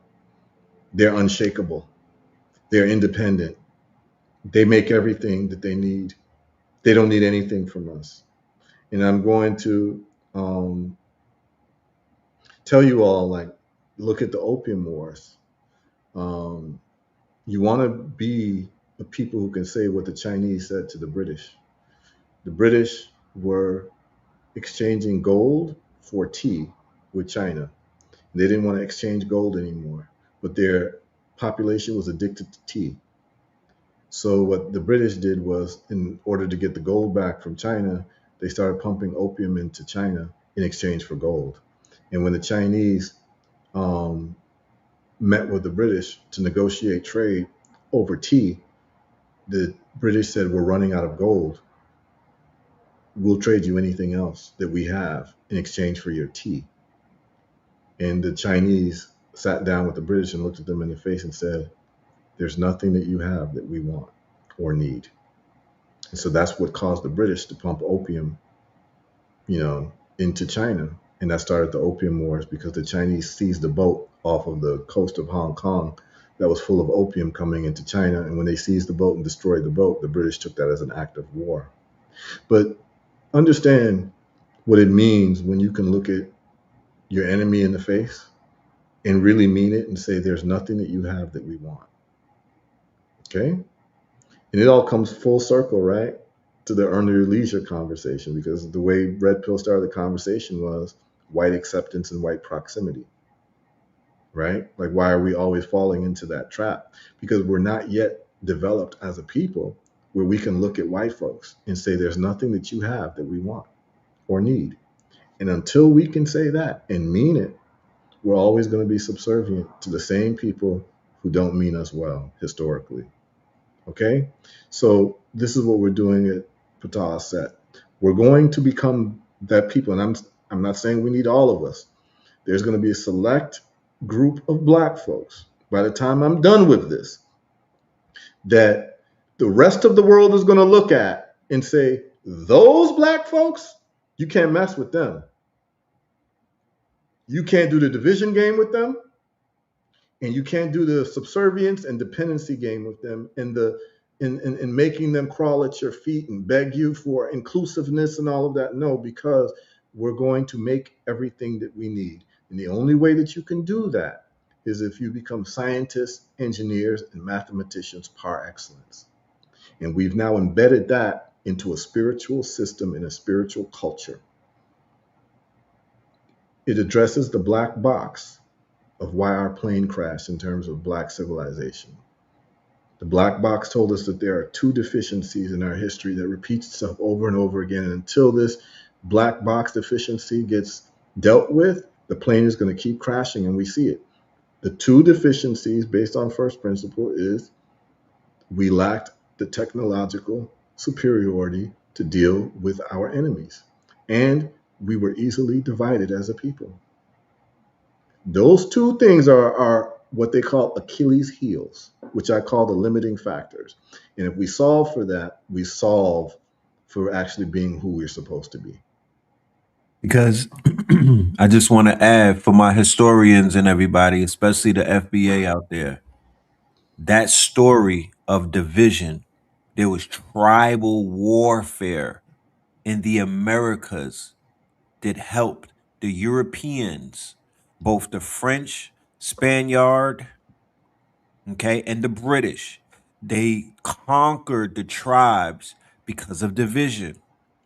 They conquered the tribes by using the divide and conquer thing. Those confederations, that civilized tribe, the five civilized tribes, and all of that with the Iroquois and all of that was division. They all they Yeah, pimped that and broke absolutely. our people.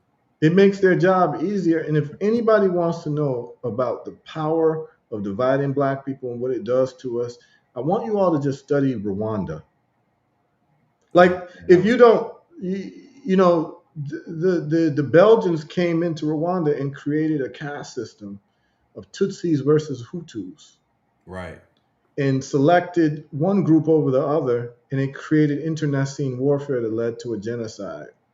right, And now, when you go to Rwanda, they've solved that problem by saying that by law, nobody can call themselves a Tutsi or a Hutu in Rwanda. The only thing you can call yourself in Rwanda is a Rwandan or an African. And so the leadership of Rwanda saw the power of division and made sure that no one can cleave to an ethnic identity that is against unity. So we're all going to just be one people and forget about our ethnic differences or blah blah blah, because what it leads to, it leads to internecine warfare, and the only person who benefits are your enemies. So we're dealing with that with Brother Red Pill. And for those of y'all who want to deal with like the Native American and the Western Hemisphere type stuff, um, there's a couple things you can look at. If you don't want to read books, go watch a movie called Apocalypto. It talks about the Aztecs and what was going on with the Aztecs and different warfare that was happening amongst their people until the end of the scene when they're standing on a cliff where they're chasing each other. right, The native people chasing each other and doing whatever they're doing with each other. They both look out at the ocean and they see an armada of Spanish ships coming to kick ass. right. Coming to And conquer. yes, and so the question becomes, are y'all going to keep fighting amongst each other? Or are you all going to unite and deal with this greater power that's about to come change the texture in the history of your lives for the next 1,000 years coming, where you all are going to be speaking a foreign language of those people who were coming on that boat? Yo, I might, I might make a meme now that you said that from that scene of Apocalypto, Yeah. and the two Indians is gonna be Rashad Bilal, and then black people, and the Armada is gonna be Morgan and Black Rock and the rest of them people coming in to invade. Yeah, I mean, but it's not even just him. Like, you could do it with like Tariq Nasheed and all these people who, like, Hmm. or any. But it's not even. But listen, here's the thing: black separation and black disunity is not location specific. Oh, it is not. You see it on the continent between Yoruba and Igbo and Akan and Ewe and this and that. You'll see it in the Caribbean between, even Haitian, within the islands, Haitian, even the island itself, like in St. Croix, you'll see East versus West. You know what I Frederickstead mean? You'll versus see, yeah, Christiansted. Frederickstead versus Right. Christiansted, or you'll see St. Croix versus St. Thomas, or like you Hmm. go to Dominica, you'll see Soufriere versus Scott's Head, or you get Yep. what I'm saying, or Grand Bay versus this, and you'll see that, like, and then Flatbush when you versus start, Brownsville. yeah, you start seeing Brooklyn versus Harlem. You start Yep. seeing New York City versus everybody. You know Yeah, what I'm saying? yeah, that You see type what I'm shit. saying? So it's like the opportunity, Crips versus Bloods. You'll see Black Peace Stone Rangers versus Black Right. Gangster Disciples, and disciple. yeah, and Right. this and that, and so the opportunity to divide is something that has been embedded in us a long time, and if we start picking and choosing how we want to focus on division, we lose the plot and understand that, like, this divisive aspect, man, people should read about Nat Turner's rebellion. You should read about Denmark Vesey's rebellion. You should read about Gabriel Prosser. All of them suffered the same thing. The same thing is that you had folks on a plantation who wanted to unite, and then you had folks on the same plantation who didn't want to unite, and they decided to go rat and tell the slave master because they didn't believe in black unity. They just didn't believe in it. They believed that, the slave master is where it's at, and that's the winning team, and so that's that white proximity type thing. So we've always had traitors. We've always had people who are pro division, but those people never live to actually have a voice in our history. Is usually the ones who wanted to unite become the heroes. And so if you want to be your heroic self, you're going to become a unifier of our people. All of the people we study in history were unifiers, not divisive people. Okay, and if you want to be divisive, then you're on the side of the people who ratted out Nat Turner. If you want to be divisive, you're on the side of the people who ratted out Denmark Vesey. If you want to be Mm, divisive, and what people don't understand is like particularly Denmark Vesey. Denmark Vesey came from Haiti before he went to South Carolina, right. and a lot of people don't know.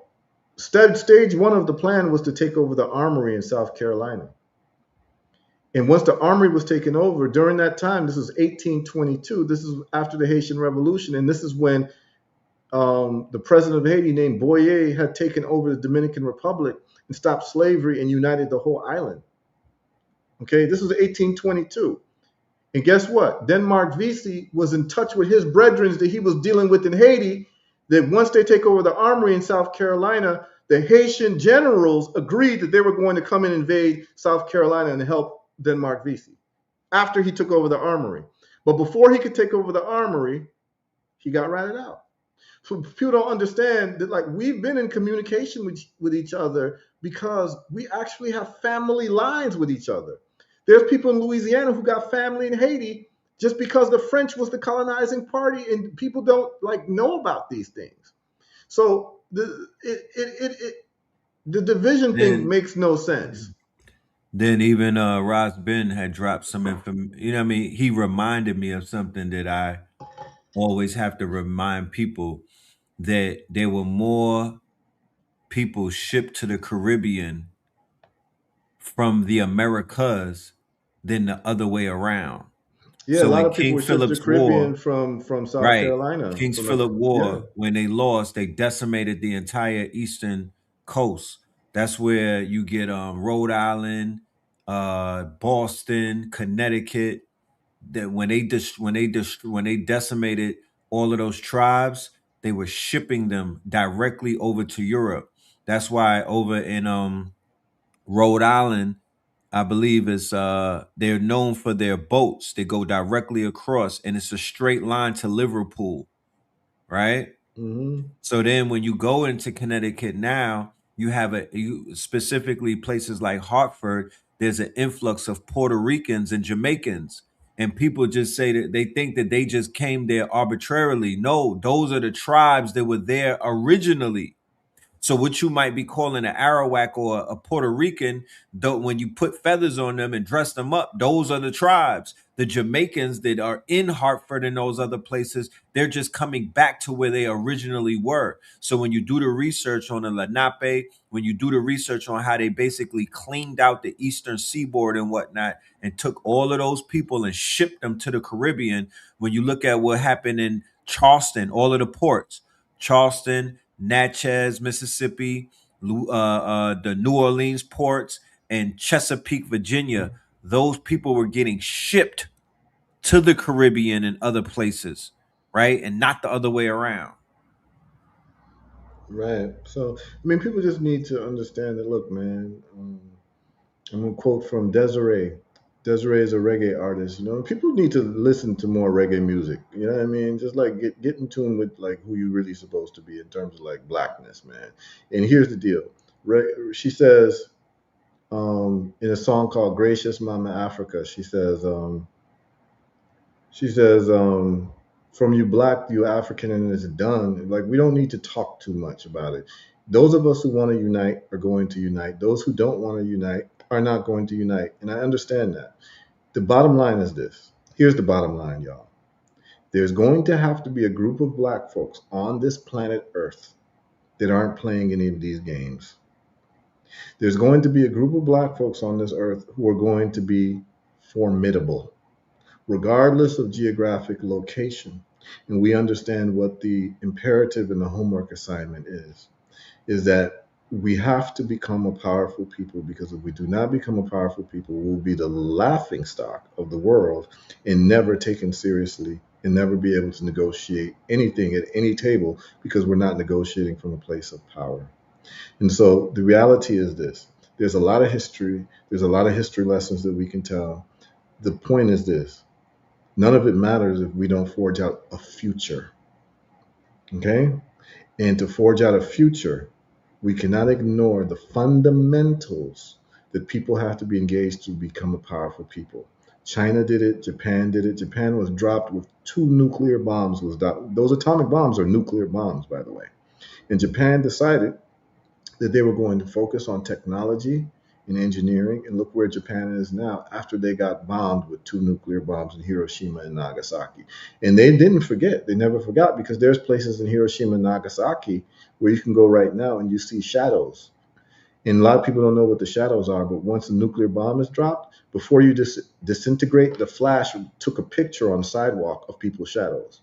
So you can walk right now in near Yep. Hiroshima and Nagasaki, and you'll see shadows of people in the ground as Right. if it was a photograph. But those were people who were walking when the United States of America dropped bombs on civilian populations, nuclear bombs. And when the flash happened, before the people disintegrated, there was shadows on the ground, and it still exists till today. So the Japanese never forgot, but they understood the only reason why they lost is because these people had better technology than them. So guess what the Japanese did? We're going to focus on technology and become technologically advanced. And now Japan is taken very seriously in the world, and China is taken very seriously in the world. We all are old enough to remember when China was the laughing stock when it came to Chinese products, right? Oh, they're inferior. Chinese products always break down. But what people don't understand is that China was in the stage of reverse engineering. See, it's a process. They were in a stage of reverse engineering. So, of course, their products were not up to par because they were growing. But now China is the factory for the world. Your iPhone is made in China. Tesla cars are made in China. The top technology is manufactured in China because they become the manufacturers for the world. To the point now that nobody's laughing. I remember when I went to school, you saw a Chinese kid. We used to do the little stupid stuff. Wah! Ching chong, ching chong, ching. You know, to say all that type of stuff to Chinese people. Not no more. We used to have the cat jokes. Yeah, not no more. Not anymore. They're a world superpower because they took science, technology, and engineering seriously to the point where I always tell people read a book called The World is Flat. The guy talks about how China and India and all these people have worked to become superpowers by engineering prowess. When like you'd have like Steve Jobs come speak in China, the Chinese children would sleep overnight at the stadium so that they could get tickets to hear Steve Jobs talk. Okay? This is a whole different mentality. Right. In America, children are lining up for Nike sneakers or the new Air Video game. Jordans. In China, they want to hear the people who actually are going to be avatars for their future in terms of technological prowess. So the Chinese children, they cleaved onto that, and look where China is now. And actually, like sometime next year, I will be doing a fact finding tour in China. I'll be in China, and I'm going to go and I'm going to give I'll you be all with you. reports. Yeah, I'll be reporting, and I want to check out Singapore in China. Those are the two places I'm going to go spend some time. As a matter of fact, I'm actually planning to enroll my son in school in Singapore for about 3 months, Okay. just for him to get that because he's been in school in Africa and Rwanda, and it has transformed his life. You know what I mean? Like it's Yeah. transformed his life, and so one of the best things you can give your children is the education of travel. And I'm not saying travel to go shopping, to actually embed yourself in a culture, learn what's going on, and understand. See, the problem with being in America, because America has been a superpower, you get a false sense of yourself and a false sense of the world. Because, see, when you're a superpower and you travel, you expect people to cater to you. So, in other words, you expect people to speak your language and not speak their language. Right. So you don't want to learn their language. Like Americans don't want to learn other people's language. They want, other people speak English to them, right?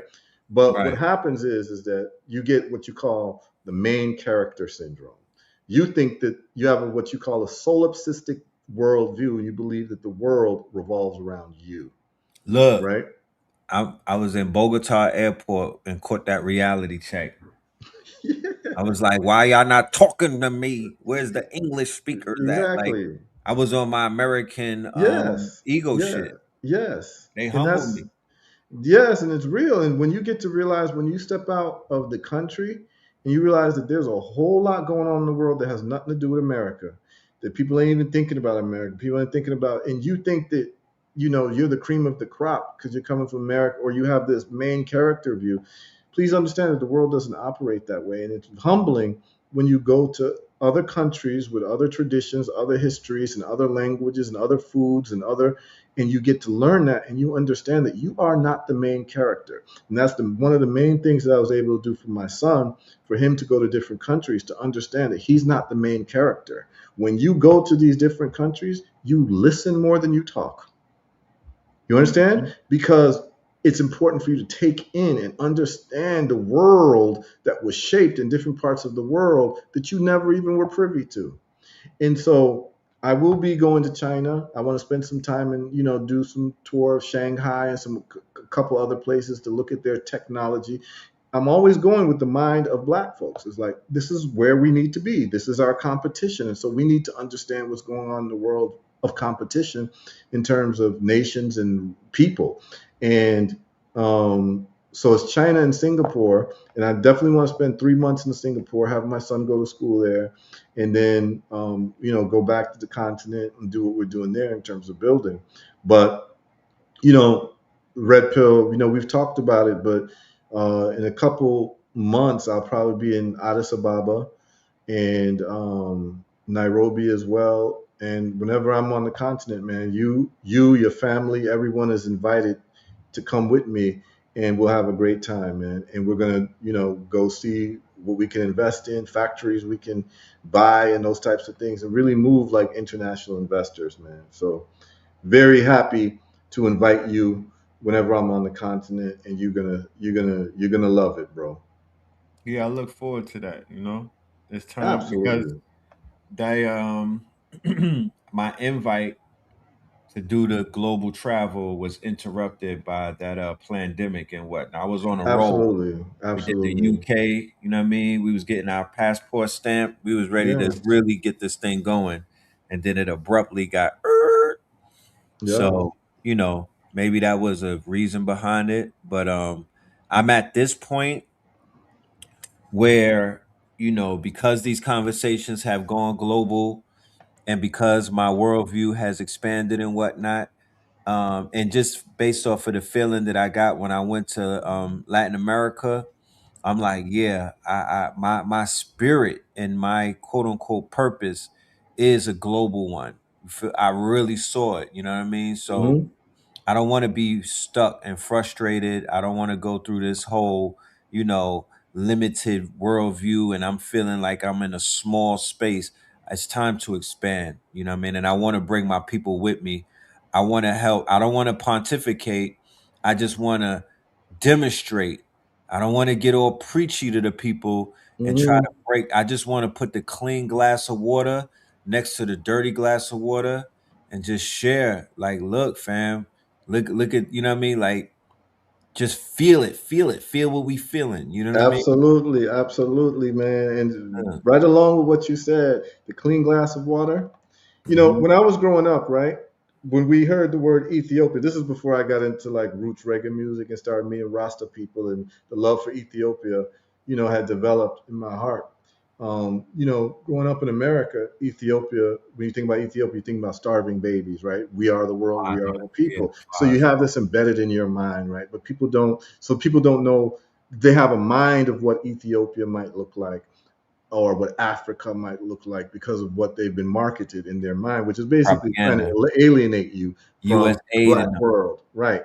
So I want to show you all what Addis Ababa, which is the capital city of Ethiopia, looks like. This video was put up 5 days ago. So I just want to show you all where I'll be headed. And hopefully, I'll be there long enough. My son should go to school in Addis Ababa, man. And I'm looking to do that because mango season's over. So I'm ready to leave the States. And so check this out. Can you all see this? yes, sir. This is Addis Ababa 2026. They're like Ocean Ave.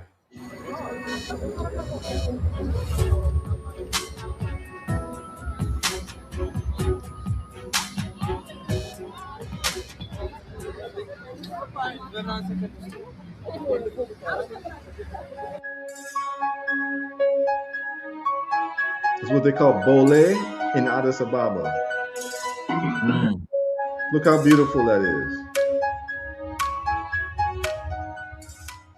That's just driving around, walking around Addis Ababa. Is there they all look alike? Like did like four of them just procreate and just expand because they keep the same phenotype? Yeah. I mean, country to country, you'll start seeing phenotypes. Right. Somalia, there's definitely a Somali The phenotype. Somali phenotype, Yeah, right? there's The a West Somalian, African phenotype. the Sudanese Um, phenotype. yes, yes. So this is what modern day Ethiopia looks like 5 days ago. That's Look at how beautiful beautiful. that is. I'm gonna share this with you. This Yeah. looks more advanced than some of the places that I've been to in South America, Colombia to be exact. Oh, this looks more advanced than the place I've been in America. Yeah, You know what I'm saying? But this is just what it is.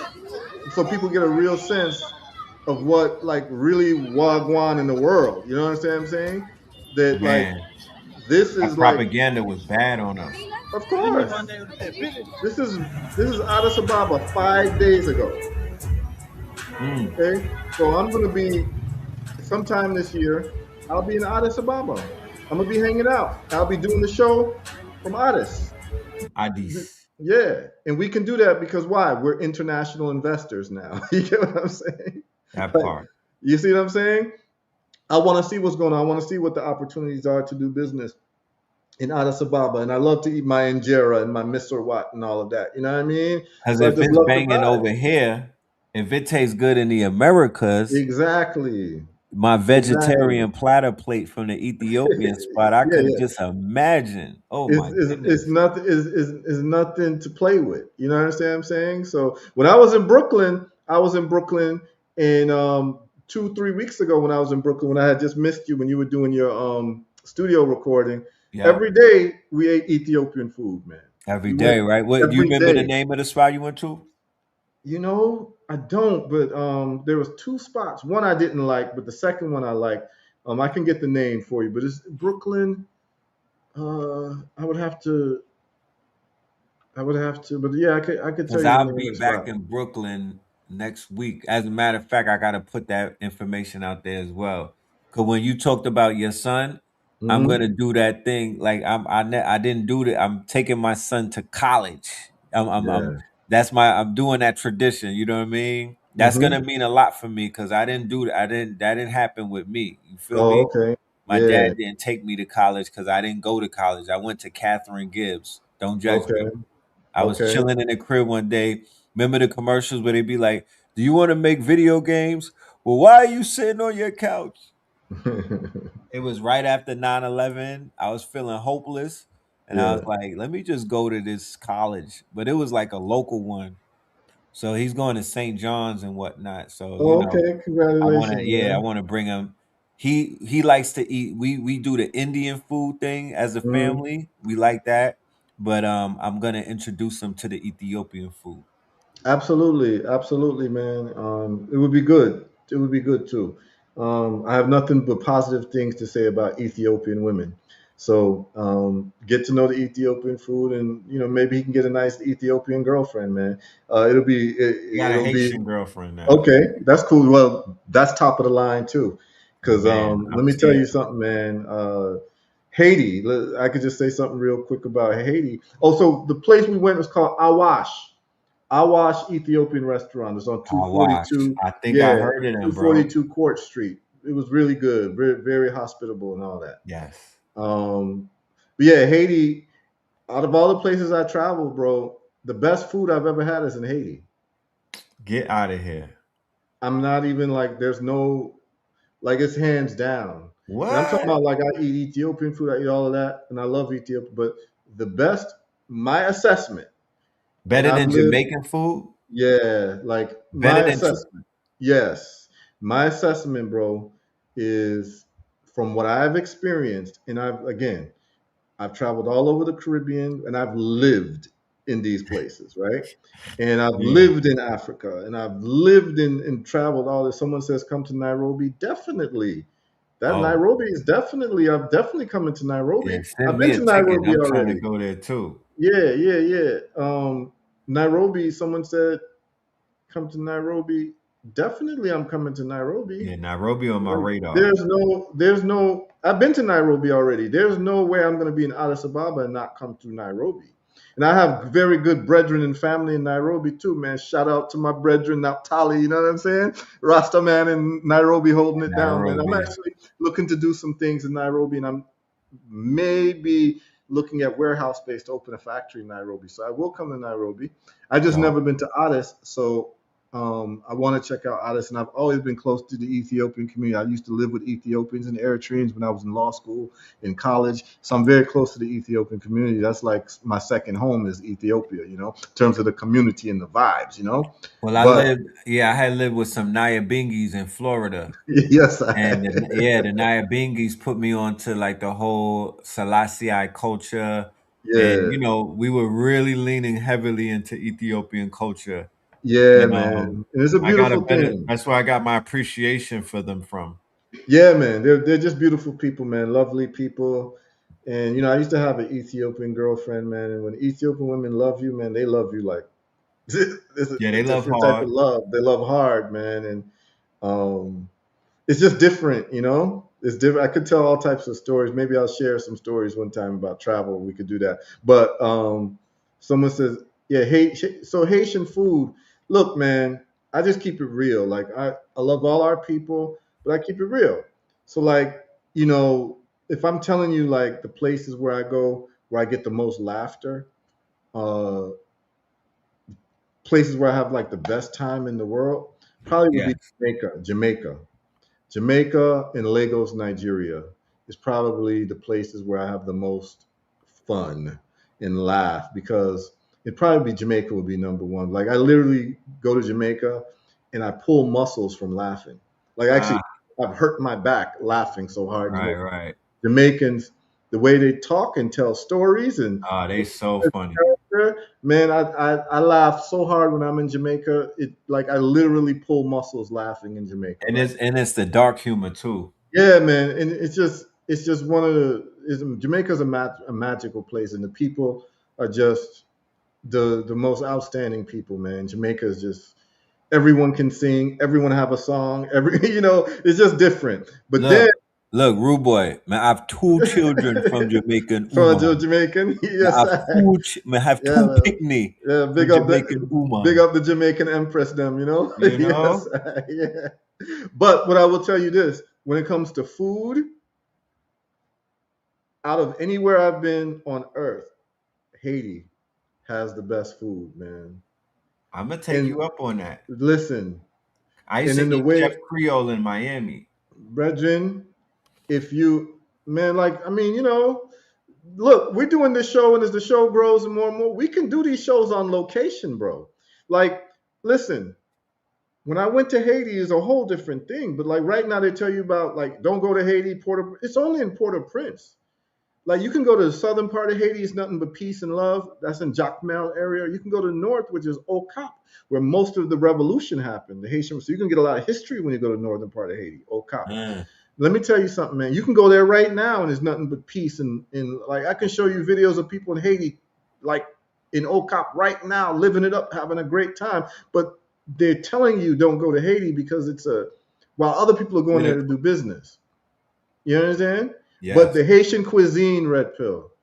First of all, when Haitians make a meal for you, the way they lay the table, you think that you at goddamn Versailles Palace, man.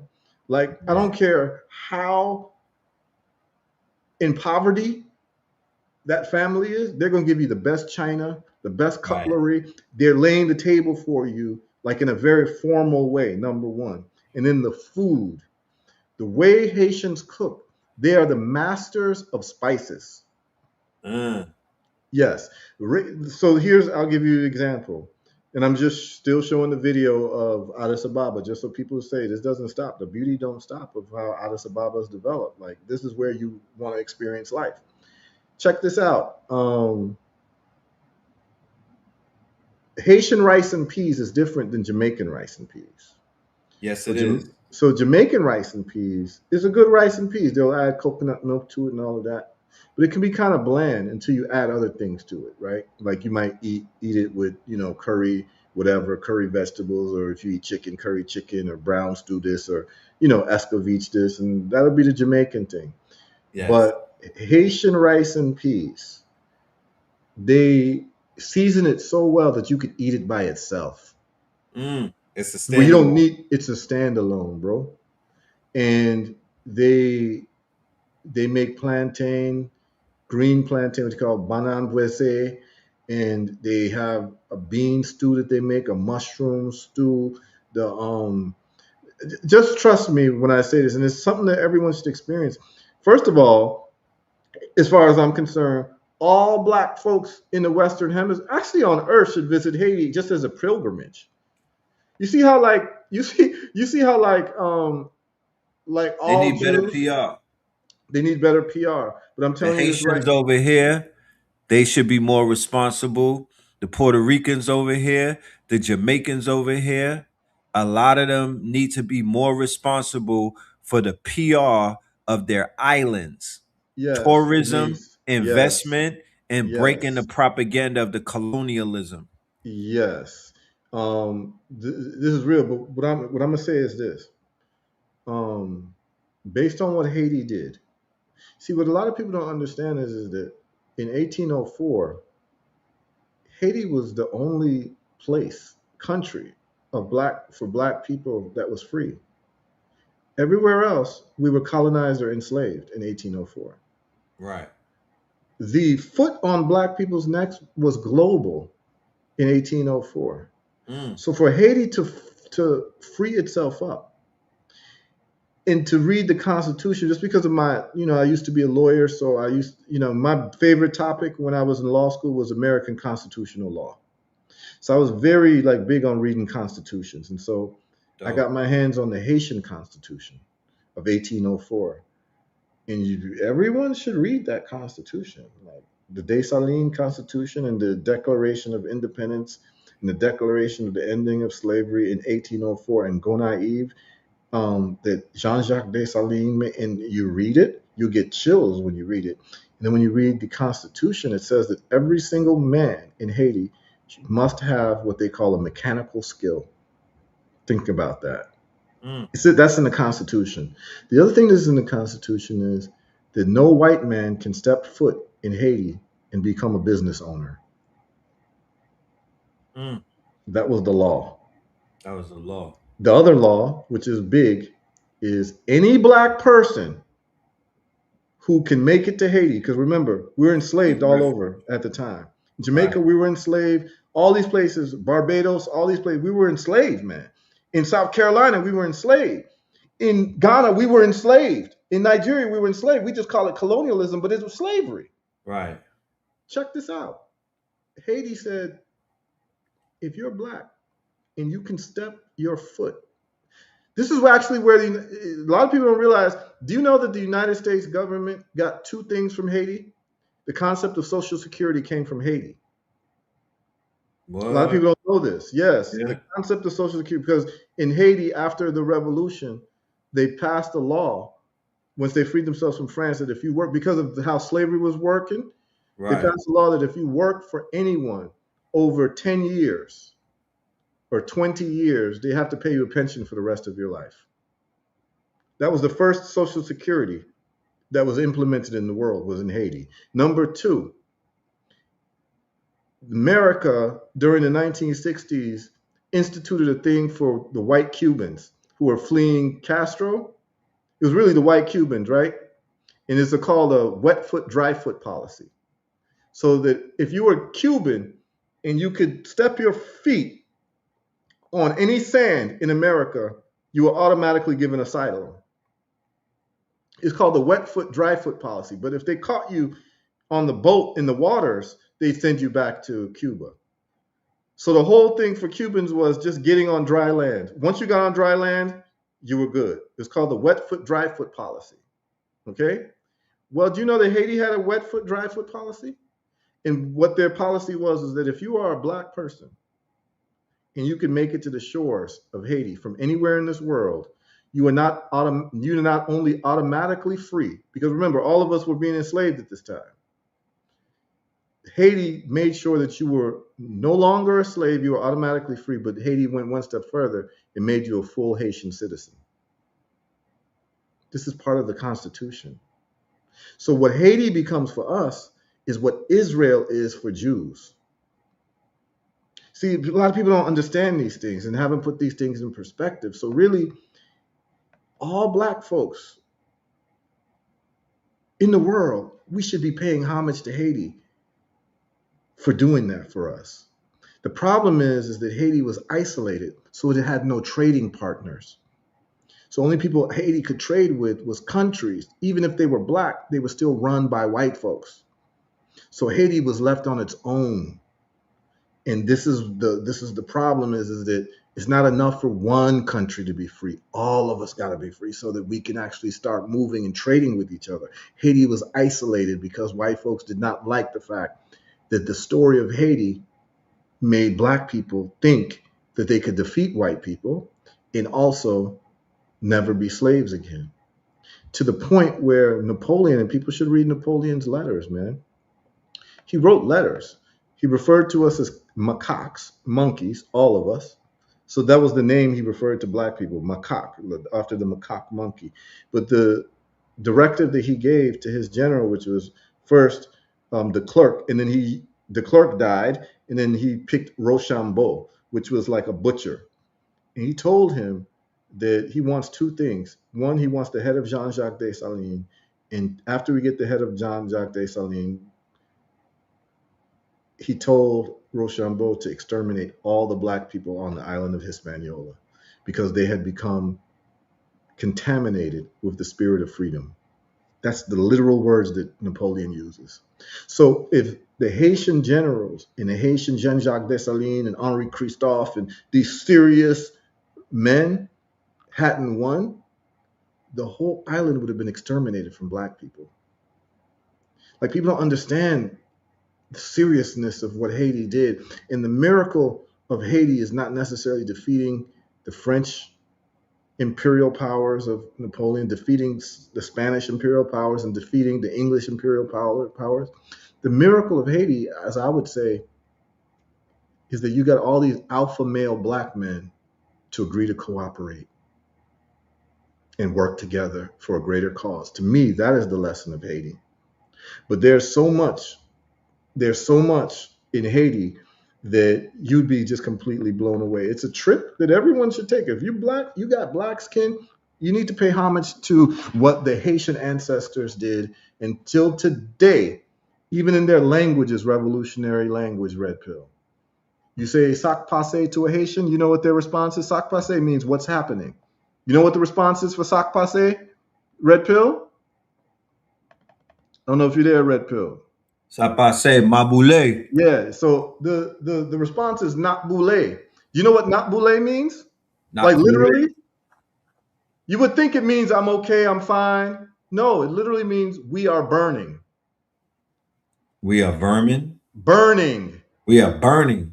Yes, referring to burning the plantations in the slave master's house. Ah. So even till today, the Haitian in 2026 is using the revolutionary language from 1804. And a Mm. lot of Haitians don't even realize that.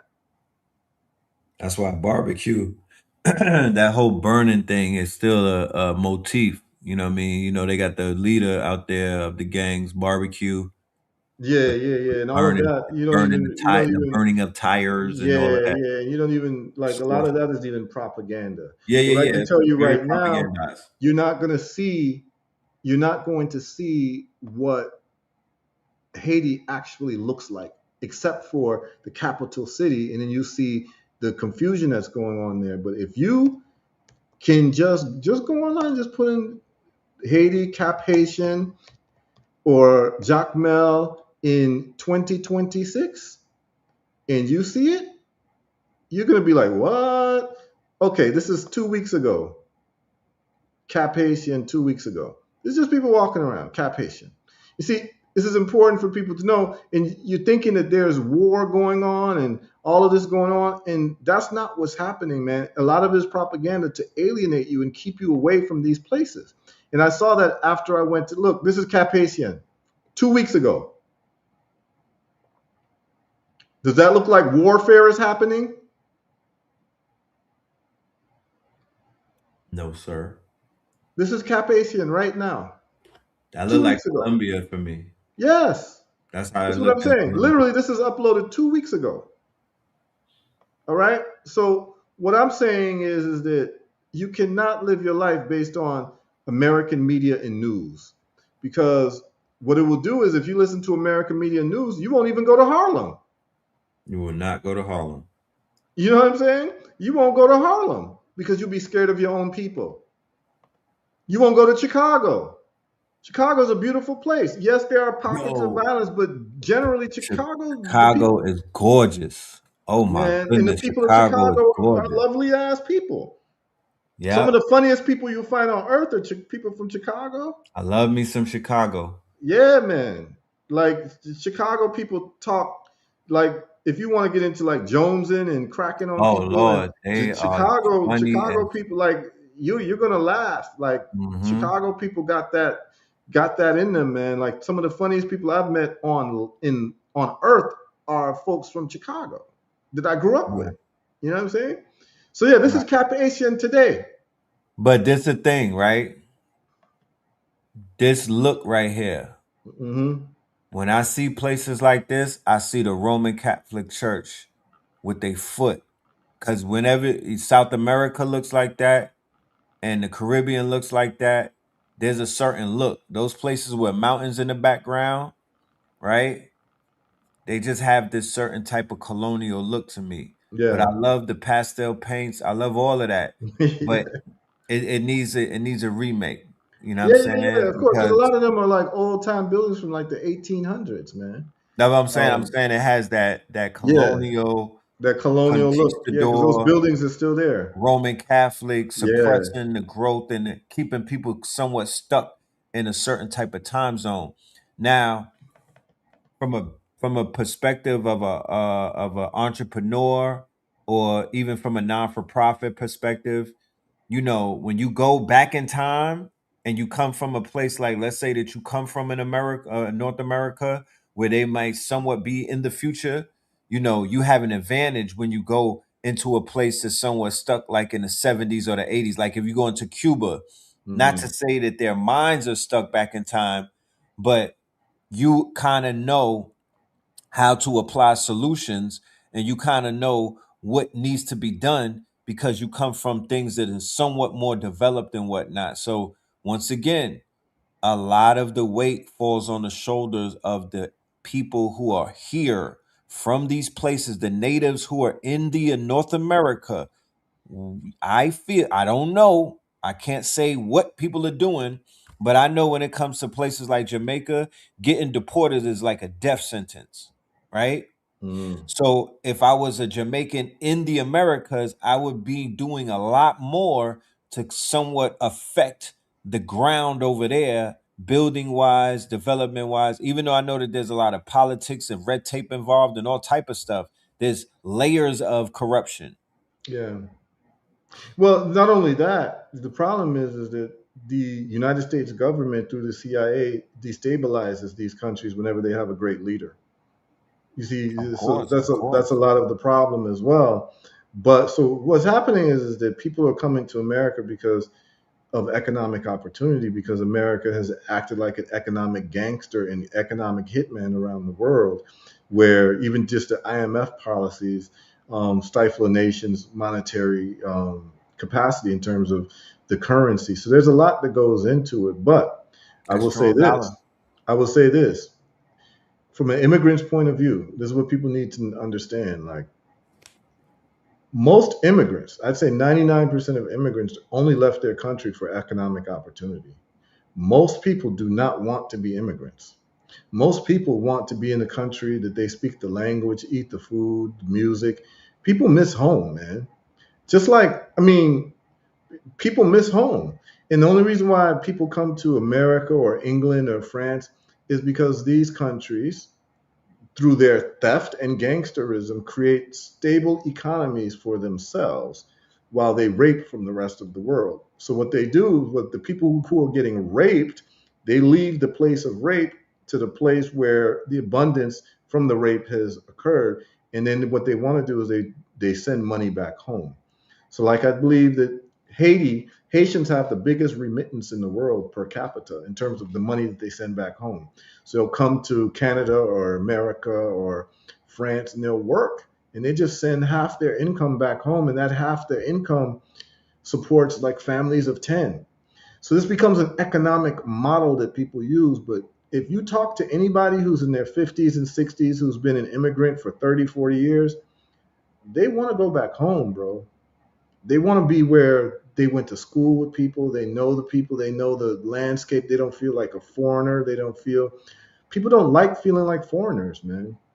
People want to be in the country where they grew up, where they have memories of childhood. That's just a human thing, man. So I mean, it's a lot of conversations that could take place, but geopolitically, what these colonial countries have done to the countries that they colonize or have imperialized is basically taking the wealth out of those countries. And what happens is there becomes brain drain. So, like, the engineers of Haiti or Jamaica will come get jobs in America because they'll get paid more money because American companies have more money to pay them. But how do they have more money?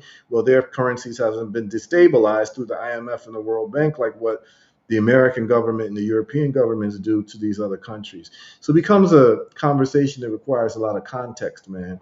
But the point of the matter is this: wherever we are, we have to lift each other up and engage in the development of each other. And I'd like to talk about my travels and tell people what I've seen to kind of like tell you the narrative is not what people are saying. So people, when I tell people I grew up in Chicago, people are like, you grew up in Chicago? Did you ever get shot at and this and that? You know what I'm saying? Because of what people hear about Chicago, it's the same type of rhetoric you hear about Africa.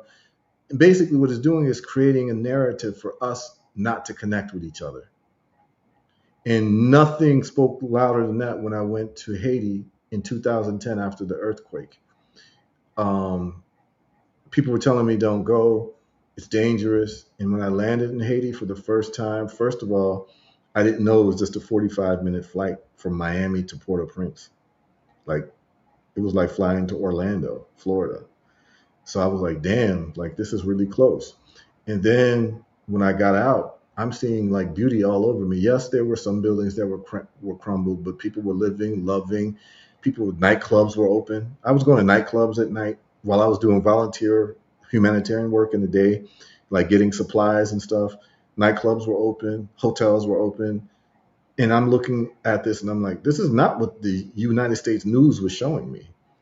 It was creating fear. So when I was there, I got nothing but love. Ate all the mangoes I wanted to eat, had the best of cuisine, had people from the Haitian Revolution. Like, literally, I sat down when I went to northern Haiti, Red Pill.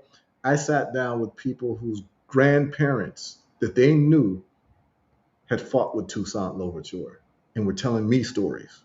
Do you understand how big that a deal that is to hear those stories directly? Yeah, that was big. Yeah, because I was sitting down with 100-year-old people whose grandparents and great grandparents that they knew fought with Toussaint Louverture in the Haitian Revolution. And they're able to tell me the different strategic points and different this and that and the different personalities and stories of people like Capois, L'Amour. And I'm just telling you, man, you got to be able to see the world and do not allow the United States media to shape your opinion about your people in different parts of the world if you haven't been there yourself. Facts. Okay, don't talk about Harlem if you've never been to Harlem. Don't Facts. talk about Chicago if you've never been to Chicago. Don't talk about Africa if you've never been to Africa. Don't talk bad about these places if you've never been there. Don't talk bad about Haiti if you've never been to Haiti. Don't talk bad about Jamaica if you've never been to Jamaica. Don't talk bad about Mississippi if you've never been to Mississippi.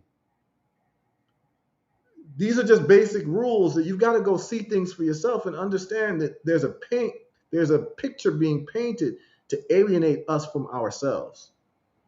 But when that barrier breaks and we're free and we have freedom of movement, and we've got relationships with people in Haiti and Ghana and this and that, that's when we start becoming who we need to be. Period. Someone said, "Can I speak of my experience growing up in Chicago?" Yeah, I mean, I could do that. Like Chi-Town, Chi-Town is lit, man. I love Chicago. I mean, Chicago's a very interesting place. I mean, I'm not gonna get into that in this show. We've been on long enough, but yeah, I mean, I could talk about that. I could talk about Chicago. In the United States, I've lived in Chicago. I've lived in Boston. I've lived in Miami. I've lived in Washington D.C. I've lived in Los Angeles. I've lived in different places in the U.S. So I've gotten a pretty good, you know, view of this. I've lived in New York. I've lived in Brooklyn. I've lived in Harlem. You know what I'm saying? I've been, you know, but yeah, Chicago's cool. It's just cold. It's too damn cold in Chicago, man. I can't do it.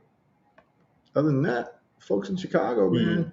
Listen, if you got friends in Chicago, family in Chicago, go spend some time in Chicago. And the type of laughing you're gonna do because of the way folks in Chicago get along and the way the personalities are, you're gonna laugh your ass off in Chicago. Some of the funniest people you ever met is in Chicago.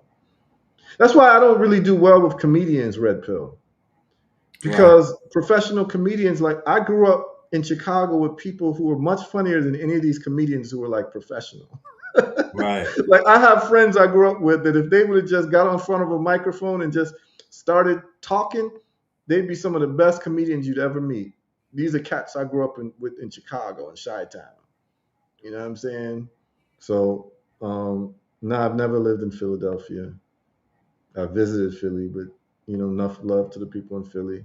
But yeah, I've lived Rude in boy, we Boston. going on 4 hours. I can't Yeah. cross the. If we cross the 4 hour line, this is gonna go down as a whole paid lecture, and you know what I mean?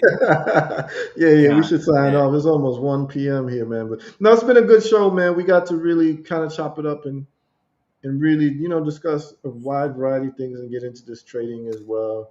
Next week, we'll go over some of these stock option plays since we did Forex this week and we did the African stocks this week with my stocks.africa and Clydestone. I'll do the stock options next week. But I mean, these are all good conversations for people to have. But I really want people, man, um, expand your horizons, man, and do not become solipsistic in your worldview to think that the world revolves around you, and understand that like the world is a big place and the black experience is an experience that we have all over the world, and get to know what the black experience is of the world.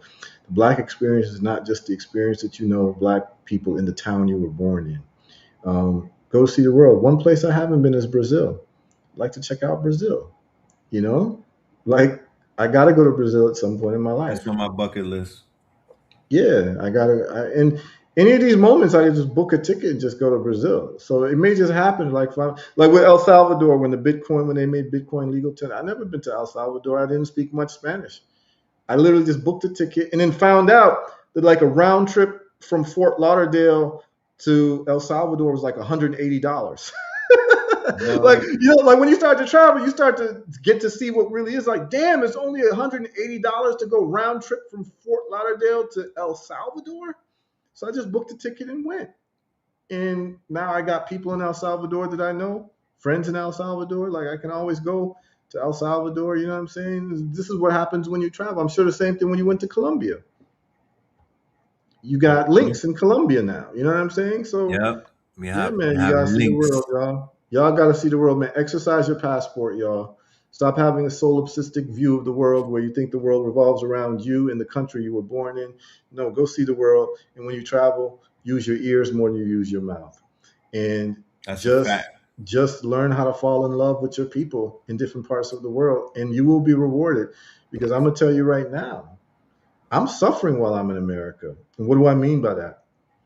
What y'all don't understand is that the love that I get when I'm in Africa, and I say it all the time, the love I get because of the things that I do and the history that I have and what I'm involved in, and when people find out what I'm doing and the Right. type of love I get in Africa, when I'm in Africa, I feel like a superhero. Like Mm. I really feel like a superhero when I'm in Africa because all types of opportunities fall in my lap, like land purchasing, businesses, all types of investments fall into my lap when I'm in Africa, and the love that I get in Africa is on a different level of love. Where I always say that when I'm in Africa, The type of love I get is like I feel like I'm Patti LaBelle at the Apollo. So so for me, like I'm a happy person generally, and I live in a great environment when I'm in the states, and I wake up to a mango orchard and all that because I designed my life. But to tell you the truth, I'm happiest when I'm on the continent Mm, because the sky's the limit there, and I don't have some of the restraints that you have in America and also Africa. Investing in Africa is like investing in Amazon stock in 2000. It's going nothing but up. And the freedom that you feel when you wake up in the morning in Africa is different. You never realize how much weight you have on your shoulders when you're in America because you realize that this country is not run by people who think like you or even care about you. You know that intrinsically. So when right. you leave America and you wake up in a black run country, particularly on the continent, and this has happened many times. Like there's a brother who came to Africa with me to Gambia and Sierra Leone when I was in Gambia and Sierra Leone a few years ago. The brother's name is Howard Dorsey. He's a brother born in America, and he's in his late 50s, and he's like, "Let me come to Africa with you." And we said, "Come through." So he came, Mhm. and I would let him tell the story. I might He even ain't have him never come on the leave. show. No, no, he's back in the States, but he's dying to go back. But his experience when he woke up the next morning, he could palpably feel a sense of freedom that he never felt before in his life and didn't realize it until he got to the continent. Like it's real to I wake keep up. hearing about that.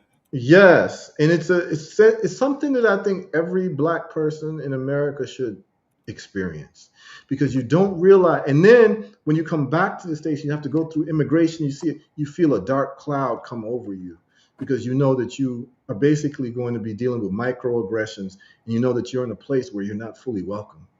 Right. Like you know that, like you feel that in America through the police, through the history, through. But when you're in Africa, it's different, man. And I have person.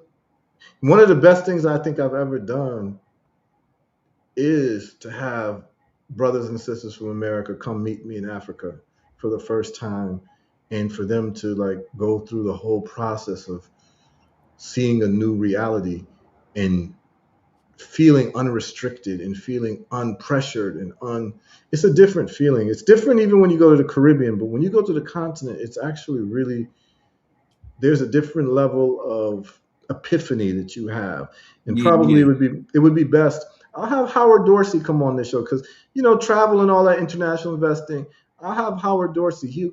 One of these weeks I have him come in and let him talk about his experience of traveling and going to Africa for the first time at 55 years old and what That he has a lot to experienced. do with health and wealth. It So does. either show would be very beneficial because that has a lot to do with our health. For anybody, mental health, our spiritual health. I think a lot of people that are in the states that are suffering spiritual attacks, spiritual restrictions. I really do feel like you can get some help in Africa. The economic help, like you said, health, and then wealth, of course. The wealth that just comes with. I've had people say the minute they touched down, got out the airplane, like everything changed for them. Hmm. They got their health back. They could breathe better. They could see better. They felt better. Their depression went Yeah. away. Yeah, All it's type of real. things. They say that African sun hit differently. I It know men does. that got, It huh? does. It does. And I would just say people need to experience it for themselves because, like, there's a narrative, oh, Africans don't like us, Black Americans. What people have to realize is that if people don't know my last name, like when I'm on the continent, if people don't know my last name, they think I was born in America and they think I'm a Black American. So I get to hear what people say, and there's love. Like there's love. And what Kafunya is saying is we were welcome from immigration telling us welcome home. And she's talking about in Africa. So when brothers and sisters would go to whatever countries, whether it be Kenya or whatever, and they see you're a Black American, you come into Africa and they'll ask you, this is your first time? They'll tell you, welcome home. Now, someone asked me a question. Someone said, Heru, where would you say is home? Someone asked me, that's a great question, right? And this is my response. I want to respond to this properly. Someone says, "Where would you say is home?" That's Purple Town Slab Riders. Um, so the best definition of home that I ever heard is home is where when you knock the door, they have to let you in. That's where home Yes. is. When you knock on the door, they got to let you in because that's home. The only place that I expect to be let in is any place that serious black folks are operating. I want to say it very specifically. It's not just a black country, because you have a black country run by white minds. Home for me is any enclave or any jurisdiction that I find where you got black folks running things and they don't have glucose in their brain and they are thinking clearly and they are operating at a high level. That is home for me. So for me, living in a black country where things are disorganized and disarrayed, that's not home for me. So the Right. places that I have found to be home, Rwanda I have found to be home. And to tell you the truth, like for me, Rwanda is the best country I've ever been in, hands down. Like hands down. It's the cleanest place I've ever been. It's the most serious place in terms of setting up businesses. It's the most serious place in terms of order. It's the in terms of crime, safety. You said Rwanda? Rwanda is The to same place me, from Hotel Rwanda that I had to turn the movie off because it was so yes, yes, disturbing. yes. And that Okay. all happened because of division, but that was in the 1990s. And what has happened in Rwanda since then A reversal. is a complete reversal where it is literally the best country I've ever lived in. Wow, that's a big Okay. statement, Yeah, brother. and I don't say these things lightly at all. So That is for a big me, statement. so for me, Rwanda is, and I was born in Ghana and I speak the language and I understand the language of Ghana, which is Akan Twi. I feel more at home in Rwanda than I feel in Ghana. So for me, it's not about where you're born, it's about where you are, where the leadership supports who you are, right? I like that. Like where the leadership supports who you are. So it could be anywhere in the world as long as that leadership supports where I am and who I am in this world. And I've heard a saying that says, "Go where you are celebrated and not tolerated." You know what I'm saying? That's a And quote. there's also it depend. There's also a aspect of your birth chart and your Okay. placements. They put you in certain places on this planet that are more beneficial to you based off of your birth chart as well. And I don't want to go, you know what I mean? But Hmm. we could talk about that in another show. But listen, we Yeah. are past the four Yeah, we hour passed the mark, 4 hour mark, y'all. We just and chopping it up, we but just chopping it up. It's yep. all good. You know what I Yeah, but mean? it's time. It's definitely time to log out. If I like it, if you like it, I love it. Yeah. This is the longest of long form. But I do want to say thank you, and I want to leave this small commercial right Hmm. on August the 29th in Brooklyn, New York. That's 10 days from now. My beautiful KT aliens, my ladies and gentlemen. If you're in the tri-state area, that's Brooklyn, that's Queens, that's New York City, that's Buffalo, that's Rochester, Connecticut, Jersey, even Philadelphia. We're going to be welcoming my brother Ross Ben to Nicholas Bookstore, right? And we will be doing an IRL in real life lecture entitled The 2026 Predictions from Jason to Janice. And the good brother has been on a roll doing predictions based off of the charts and whatnot. I know people are going through some financial things. I know people are going through just brain fog. And I know people are going through what is known as the 2026 roller coaster ride. So one of the things that we're going to be doing to help people to get out of the confusion, especially being that we're in a retrograde right now, Saturn, is we're going to bring Ross Ben. to give the prediction based off of his charts. I just did a 3 hour live yesterday. I replayed a video 3.5 hours on the channel to show the power of his predictions, where he was predicting the earthquakes, he was predicting the wars, he was predicting a bunch of things, and we got to put that on the internet so people could see that. So the proof is in the pudding. There's proof of work, there's proof of concept, and I want everybody to pull up. If you're not in the area, we're offering the live stream as well. Um, the link, I'm gonna have to drop the link so we could grab it. The link will be in the description of this video. And yeah, I look forward to seeing y'all in the building. The brother Rosbin, who is a master teacher, he doesn't even do this for nobody. I really had to convince him to come out the house and to come into real life, not behind the TV, real life where the magic really occurs. Shout out to Kafunya. She'll be in the building. We're going to be on Uncle Hank's show tomorrow promoting it. We're also going to be on King Simon's show. We're going to do a press junket leading up to it. But yeah, we look forward to your support, ladies and gentlemen. August the 29th, which is a Saturday, and we will be in the building at Nicholas. Doors open 7 p.m. and it'll go on to 11. Thank you. All right, Hold on. y'all. Somebody said, where's the link? Let me just drop the link before we get it. We might as well. We've been here so long. We family now. Yeah, yes, sir. It's like a sleepover. Yeah, I know, right? But I'm gonna cut that. I'm gonna put that piece that we did on the Invest Fest as a standalone. I'm gonna put that on Hmm. the channel so Yeah, people get to see it and whatnot, and they could critique it, they could comment, they could share their thoughts. This is an open dialogue. This is not about right or wrong. This is yeah, about expressing yourself, how you see things, and how you feel. Nobody is wrong. right. Nobody is wrong.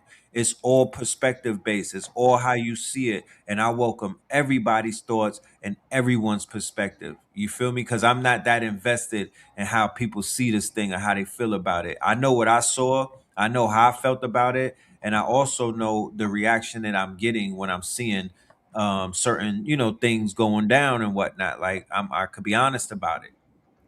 Absolutely. Yeah. Amen. So yeah, You and you I'm also pasted gonna you contact posting the you about link? that proposal so we could get this. I wanna build with you about a proposal with your Africa and the Africa proposal, so I could bring that to them as well. The warehouses, the investment, the certain states that you visited, all of that is good right now. So we're gonna go and we're gonna put some things out there.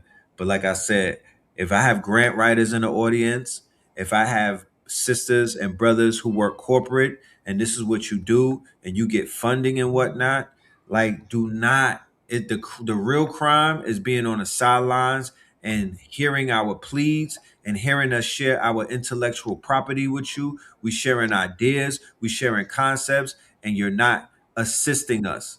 That's literally what they went on the Breakfast Club to like speak about the lack of assistance from people that literally see you and hear you and won't help. So I'm saying it right now. I'm not my ego is not in I need assistance. I don't need help. I need support and I need assistance because we are building. We're not just sitting around talking. We're building and we have a powerful network. This network is the most powerful network that I ever seen in my life. So let's be a part of the solution and not the critiques and not the peanut gallery and damn sure not the problem. Absolutely. And on that note, we shall be logging off. Peace Bless and up, everybody. See you all on Monday, Health Mondays. And actually, we have two prostate cancer reversal coming up. So I'm going to hopefully, I'll be able to record both of those testimonials and we'll have, them played. And maybe we can have one of the two brothers call in to talk about their experience with reversing their disease with the olive leaf extract and the herbal results protocol. Okay, so see you all next week, Monday, for Healthy Mondays, and then next week, Wednesday, with Wealthy Wednesdays. All right, big up, everybody. Bless. bless up.